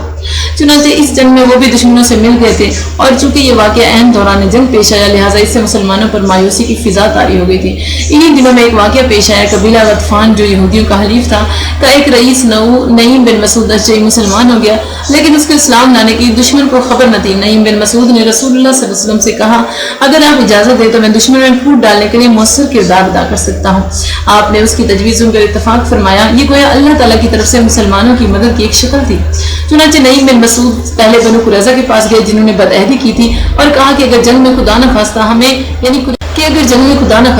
یعنی قریش مکہ، بنو نذیر، غطفان اور بنو قریظہ وغیرہ کو شکست ہو گئی تو دوسرے سب قبائل تو اپنے اپنے گھروں کو چلے جائیں گے، لیکن تمہارا کیا بنے گا؟ تم تو مدینہ میں ہی رہتے ہو، مسلمان تو تمہارا کچومن نکال دیں گے۔ اس لیے تمہارے حق میں بہتر یہ ہے کہ تم قریش مکہ اور غطفان کے 10 آدمی بطور یرغمال لے لو تاکہ بصورت شکست اگر وہ واپس چلے جائے تو تمہاری تکلیف کا انہیں فکر ہو اور وہ اس کا مداوع سوچنے پر مجبور ہو۔ بنو قریظہ کے ذہن میں یہ بات آ گئی۔ پھر یہی نعیم بن مسعود قریش کے سپہ سالار ابو سفیان کے پاس گئے اور کہنے لگے کہ دیکھو میں تمہارے ساتھ دوستانہ تعلقات ہیں، میں تمہیں تمہارے ہی فائدے کی ایک بات کہتا ہوں اور وہ یہ ہے کہ بنو قریظہ اپنے کیے پر پریشان ہے، وہ تو پہلے ہی معاہدہ توڑنا نہیں چاہتے تھے۔ حی بن اخطب نے انہیں مجبور کیا تھا، وہ بھی اس شرط پر کہ اگر قریش کا تمام چھوڑ کر چلے گئے تو میں تمہارے پاس آ رہوں گا۔ اب ظاہر ہے کہ شکست کی صورت میں نہ تو بنو نذیر مدینہ واپس آ سکتے ہیں نہ ہی تم ایسا کر سکتے ہو، لہٰذا بنو قریظہ اب یہ چاہتے ہیں کہ تمہارے چند آدمی بطور یرغمال اپنے پاس لے لیں، اور اگر تم نے ان کی یہ بات مان لی تو عین ممکن ہے کہ وہ انہیں مسلمانوں مسلمانوں کے حوالے کر کے جنگ کا نقشہ ہی الٹ دیں۔ ابو سفیان کے ذہن میں بھی یہ بات کھب گئی۔ چنانچہ قریش اور غطفان نے بنو قریظہ کے پاس اکرمہ بن ابو جہل کی سرکردگی میں ایک مشترکہ سفارت بھیجی اور کہلا بھیجا کہ کل صبح آخری حملے کے لیے تیار ہو جاؤ تاکہ محمد صلی اللہ علیہ وسلم کا قصہ ہی پاک کر دیں، نعوذ باللہ۔ بنو قریظہ نے جواب دیا کہ کل ہمارا چھٹی کا دن ہے، لہٰذا کل یہ کام نہیں ہو سکتا، لیکن ہم محمد کے ساتھ اس وقت تک لڑنے کے لیے تیار نہیں جب تک تم ہمارے اطمینان کے لیے اپنے چند آدمی بطور ضمانت ہمارے حوالے نہ کر دو۔ بیر اپنا کام کر چکی تھی۔ جب اکرمہ یہ پیغام لے کر واپس آیا تو قریش اور غطفان کو نعیم بن مسعود کی بات کا یقین ہو گیا۔ بنو قریظہ کو کہلا بھیجا کہ اگر تم لڑنا چاہتے ہو تو آ جاؤ، ورنہ تمہاری مرضی، خدا کی قسم ہم اپنا ایک آدمی بھی تمہارے سپرد کرنے کو تیار نہیں ہے۔ یہ پیغام سن کر بنو قریظہ کو بھی نعیم بن مسعود کی بات کا یقین آ گیا، لہٰذا انہوں نے آئندہ جنگ میں حصہ لینے سے صاف انکار کر دیا۔ دشمن کی فوجوں میں انتشار پیدا ہو گیا۔ کفار کے قبائل میں بدگمانی اور بددلی کی فضا پیدا ہو گئی تھی، جو کفار کی شکست کے اسباب میں سے ایک مؤثر سبب ثابت ہوئی۔ جنگی چالیں یا خدع فی الحرب، حضور اکرم صلی اللہ علیہ وسلم نے فرمایا الحرب خدع، یعنی جنگ چالوں سے لڑی جاتی ہے۔ تو یہاں خدع سے مراد بدعہدی یا اخلاقی اقدار کو پامال کر کے اپنے مقصد کا حصول نہیں، بلکہ اس سے مراد داؤ اور تدبیر ہے۔ جیسے دو پہلوانوں کی کشتی میں ایک پہلوان کوئی انوکھا داؤ کھیل کر دوسرے کو پچھاڑ دیتا ہے تو اس کے داؤ یا تدبیر کو دھوکہ اور فریب پر محمول نہیں کیا جا سکتا۔ بس بالکل اسی طرح یہی مثال ان جنگی تدابیر کی ہوتی ہے جنہیں حضور اکرم صلی اللہ علیہ وسلم نے خدعہ کے لفظ سے تعبیر فرمایا ہے۔ اب اس کی چند مثالیں یہ ہیں۔ پہلی، میدان جنگ میں صف بندی اس طرح کی جائے کہ دشمن کو اپنی حریف کی تعداد اصلی تعداد سے بہت زیادہ نظر آئے۔ یہ خدعہ، یہ جنگی چال تو ہے، لیکن اسے مکر و فریب کا نام نہیں دیا جا سکتا۔ آج کل فوج کی وردی کا رنگ عموماً خاکی تجویز کیا جاتا ہے، جو ہم رنگ زمین کے ہم رنگ ہے، اور اس سے مقصد یہ ہوتا ہے کہ دشمن کی ہوائی جہاز فوج کی نقل و حرکت سے آگاہ نہ ہو سکیں۔ یہ بھی خدع کی تعریف میں آتا ہے۔ اس طریقے سے کسی چیز کی حیت تبدیل کر دی جاتی ہے، لیکن دشمن سے مکر و فریب کا اسے نام نہیں دیا جا سکتا۔ اسی طرح آج کل فوج اگر کہیں پڑاؤ ڈالنا چاہے تو اپنے خیموں کے اوپر درختوں کی شاخیں رکھ دیتی ہے، جسے کیموفلیج کہتے ہیں۔ اس کا مقصد یہ ہوتا ہے کہ دشمن کے جہاز اس مقام کو عام جنگل ہی تصور کریں اور فوج کی نقل و حرکت سے بے خبر رہیں۔ یہ خدعہ ہے۔ اس طرح کی بے شمار تدابیر جنگ میں اختیار کی جاتی ہیں۔ کمی گاہوں میں بیٹھنا، دشمن کو بے خبر رکھ کر خطرے کی جگہ کھینچ لانا، دکھاوے کی پیش قدمی کرنا اور دکھاوے کی پسپائی سے دشمن کو مغالطہ میں ڈالنا یا پسپائی کا مغالطہ دے کر اس کے آگے بڑھنے پر اسے چاروں طرف سے گھیر لینا، یہ سب باتیں خدعہ میں داخل ہیں۔ اور ایک کامیاب جرنیل وہ ہوتا ہے جو موقع محل کی مناسبت سے بر وقت ایسی تدابیر اختیار کر سکے۔ ایسی ہی صورتحال مسلمانوں کو ایران کی جنگوں میں پیش آئی۔ ایرانیوں کے دیو ہیکل اور سیاہ فام ہاتھیوں کو دیکھ کر مسلمانوں کے گھوڑے جو بدکے تو اپنے ہی لشکر کو روندنے لگے۔ پہلے ایک دو دن تو مسلمان سخت پریشان ہوئے، آخر ایک تدبیر ذہن میں آ گئی۔ عربوں نے اپنے اونٹوں کو کالے برقعے پہنائے اور جب یہ سیاہ کالے مہم جانور میدان جنگ میں آئے تو دشمن کے گھوڑے ڈر کر جو بدکے تو دور تک اپنی فوجوں کو روندتے چلے گئے۔ اگر ہم اس پہلو سے بھی رسول اللہ صلی اللہ علیہ وسلم کی زندگی پر نظر ڈالتے ہیں تو ہمیں کامیاب جرنیل نظر آتے ہیں۔ چنانچہ آپ نے جنگ بدر کے میدان میں اس طرح صف بندی کی کہ دشمن کو مسلمانوں کی فوج اصل تعداد سے بہت زیادہ نظر آتی تھی، لہٰذا وہ مرعوب ہو گئے۔ جنگی خندق میں آپ نے خندق کھود کر دشمن کے سارے ارادوں اور تدبیروں پر پانی پھینک دیا۔ یہ ایک ایسی تدبیر تھی جو دشمن کے وہم و گمان میں بھی نہیں تھی۔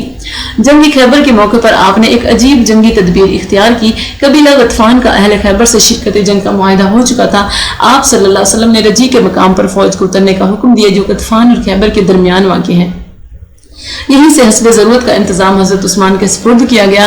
اس تدبیر کا فائدہ یہ ہوا کہ غطفان کا اہل فوجی دستہ آگے روانہ کرنے کا انتظام کر دیا، یہاں ایک مسجد بھی تعمیر کر لی اور کیمپ خیبر سے رابطہ منقطع ہو گیا۔ جب غطفان کی فوجوں نے خیبر کی طرف پیش قدمی شروع کی تو اپنے علاقے کو خطرے میں دیکھ کر واپس آ گئے۔ فتح مکہ سے ایک دن قبل آپ صلی اللہ علیہ وسلم نے مضافات مکہ میں پڑاؤ ڈالا تو فوج کو حکم دیا کہ وہ دور تک کئی میلوں میں پھیل کر پڑاؤ ڈالیں اور آگ خوب روشن کریں۔ اس تدبیر کا بھی یہی مقصد تھا کہ مسلمانوں کی فوج اصل تعداد سے کئی گنا زیادہ معلوم ہو۔ قریش مکہ کے لیے یہ حملہ غیر متوقع تھا کیونکہ اس میں آپ نے انتہائی رازداری سے کام لیا تھا۔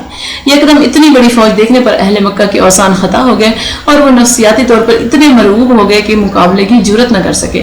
غزوہ بنو لحان کے موقع پر آپ صلی اللہ علیہ وسلم صحابہ کرام کی میت میں نکلے اور اپنی فوجوں کا رخ شمال کی طرف کیا۔ جب یہ خبر قریش اور بنو لحان میں مشہور ہوئی تو آپ نے ناگہانی طور پر پلٹ کر بنو لحان پر حملہ کر دیا۔ بنو لحان اس ناگہانی حملہ سے گھبرا کر مقابلے کی تعداد نہ لا سکے اور منتشر ہو گئے۔ حیرت انگیز بات یہ ہے کہ آپ صلی اللہ علیہ وسلم نے آج سے 1400 سال پہلے ایسے ڈھنگ اختیار کیے جو اس جیسی لڑائیوں میں آج کے ترقی یافتہ دور میں استعمال ہو رہے ہیں۔ آپ صلی اللہ علیہ وسلم نے طائف کے محاصرے میں منجنیق، دبابہ اور زبور سے کام لیا۔ اس وقت ایسے ہتھیاروں کا استعمال عجیب و غریب تھا۔ آپ صلی اللہ علیہ وسلم نے جنگ بدر میں اپنے ٹھہرنے کے لیے جو علیحدہ جگہ عریش تیار کروائی اور اپنا ٹھکانہ منتخب کرتے وقت تمام ضروری انتظامات کا لحاظ رکھا، جیسا کہ آج کل کی جنگوں میں ہوتا ہے۔ چوتھا، گوریلا جنگ۔ انفرادی جنگ کی یہ شکل بھی خدا ہی کے ذیل میں آتی ہے۔ یہ طریقہ جنگ عموماً اس وقت استعمال کرنا پڑتا ہے جب کھلے میدان میں مقابلے کی صورت پیدا نہ ہو سکے، یا اگر ہو تو وہ یا غیر مؤثر ہو یا نقصان دہ۔ ایسی جنگ کسی جنگی ضابطہ یا نظم کے تحت نہیں لڑی جاتی۔ اس کا مقصد دشمن کے ٹھکانوں کو اور بعض تخریب کار عناصر کو خفیہ طریقہ اور داؤ سے نقصان پہنچانا ہوتا ہے۔ دشمن کے بعض ایسے افراد جو زیر زمین سازشوں اور تخریب کاریوں میں مصروف ہوتے ہیں اور کھلے میدان میں مقابلے کو نہیں آتے، انہیں اس طریقے سے ٹھکانے لگا دیا جاتا ہے چنانچہ جنگ احزاب سے قبل ایسے ہی چند دشمنان اسلام کا کلا کما کر دیا گیا۔ واضح رہے کہ ان دشمنان اسلام کا جرم اتنا ہی نہ تھا کہ وہ اسلام کے دشمن تھے، بلکہ طرح طرح کے گھناؤنے جرائم سے مسلمانوں کو اور خود پیغمبر اسلام کو مختلف طریقوں سے ایذا پہنچاتے رہتے تھے اور کھلے میدان میں لڑنے سے بھی گریز کرتے تھے۔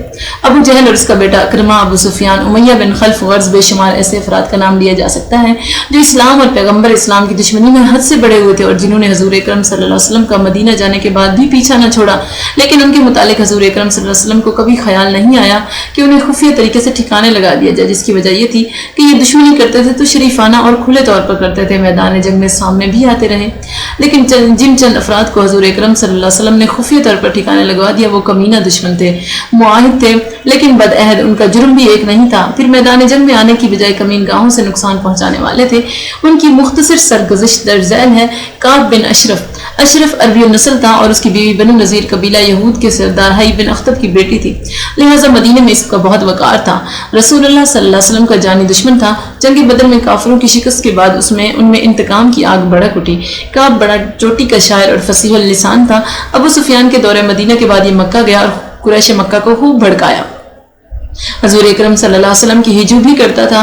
واپس مدینہ آ کر اس نے مسلمان عورتوں کے متعلق اشعار کہہ کر ان پردہ نشینوں کو رسوا اور بدنام کرنا شروع کر دیا تھا۔ ایک دن رسول اللہ صلی اللہ علیہ وسلم نے صحابہ سے کہا، کون ہے جو کعب بن اشرف کی خبر لیتا ہے؟ اس نے اللہ تعالیٰ اور اس کے رسول کو بہت تکلیف دی۔ ایک صحابی محمد بن مسلمہ اٹھے اور کہنے لگے، آپ چاہتے ہیں کہ اسے قتل کر دوں؟ آپ نے فرمایا ہاں۔ محمد بن مسلمہ کہنے لگے، اچھا پھر مجھے اجازت دیجیے میں جو چاہوں اس سے کہہ لوں، یعنی اپنی باتوں سے اسے اپنے دام میں پھنسا لوں۔ آپ صلی اللہ علیہ وسلم نے فرمایا، کہہ لینا۔ محمد بن مسلمہ کعب بن اشرف کے پاس جا کر کہنے لگے، یار یہ پیغمبر ہم سے صدقہ و خیرات مانگتا ہے، ہمارے پاس اپنے پاس کھانے کو کچھ نہیں ہے، اسے کیا دیں؟ کعب کو موقع ہاتھ آ گیا، کہنے لگا، ابتدائے عشق سے روتا ہے کیا؟ آگے آگے دیکھیے ہوتا ہے کیا۔ قصہ مختصر، محمد بن مسلمہ نے کعب سے کچھ مانگا تو کہنے لگا کہ کوئی چیز گروی رکھو تو ادھار ملے گا۔ محمد بن مسلمہ کہنے لگے، مثلاً کیا گروی رکھیں؟ کہنے لگا، اپنی عورتیں گروی رکھ دو۔ محمد بن مسلمہ کہنے لگے، تمہیں خوش شکل جوان ہو، ہمیں خطرہ ہے کہ عورتیں تم پر فریفتہ ہو جائیں گی۔ کعب کہنے لگا، اچھا پھر اپنے لڑکے گروی رکھ دو۔ محمد بن مسلمہ کہنے لگے، کیا ہم لوگوں سے ساری عمر یہ طعنہ سنتے رہیں کہ ادھار کے لیے بیٹوں کو گروی رکھا تھا؟ البتہ ہم اپنے ہتھیار تمہارے پاس گروی رکھ سکتے ہیں۔ چنانچہ اس شرط پر معاملہ طے ہو گیا اور دوبارہ ملاقات کا وقت مقرر ہوا۔ رات کو محمد بن مسلمہ اپنے 4 ساتھیوں سمیت ہتھیار وغیرہ لے کر آئے، آپس میں بات گن رکھی تھی۔ محمد بن مسلمہ نے اپنے ساتھیوں سے کہا کہ میں اس کی خوشبو سونگنے کے بہانے اس کا سر تھام لوں گا، تم اسے قتل کر لینا۔ چنانچہ ایسا ہی ہوا۔ محمد بن مسلمہ کعب سے کہنے لگے، یار تمہارے سر کے بالوں سے بڑی نفیس خوشبو آ رہی ہے، کہو تو ذرا سونگ لوں۔ کعب اس بات پر پھولا نہ سمایا، کہنے لگا، ہمارے پاس عرب کی وہ عورت ہے جو سب عورتوں سے زیادہ معطر رہتی ہے اور سب سے زیادہ حسین و جمیل ہے۔ پھر اس نے محمد بن مسلمہ کو سر سونگنے کی اجازت دے دی۔ چنانچہ محمد بن مسلمہ نے اس بہانے سے اس کا سر خوب تھام لیا تھا اور ساتھیوں کو اشارہ کیا، جنہوں نے اس کا کام تمام کر دیا۔ کعب بن اشرف کو معاہد قوم کا ایک فرد تھا، مگر یہ بات یاد رکھنی چاہیے کہ کوئی ذمہ ہونے کے باوجود اگر پیغمبر صلی اللہ علیہ وسلم کو گالیاں دیتا ہے تو اس شخص کا معاہدہ ٹوٹ جاتا ہے۔ ابو رافع عبداللہ بن ابی الحقیق بنو نذیر کا رئیس تھا، خیبر میں رہتا تھا۔ کعب بن اشرف کی طرح مسلمانوں اور پیغمبر اسلام کا جانی دشمن تھا۔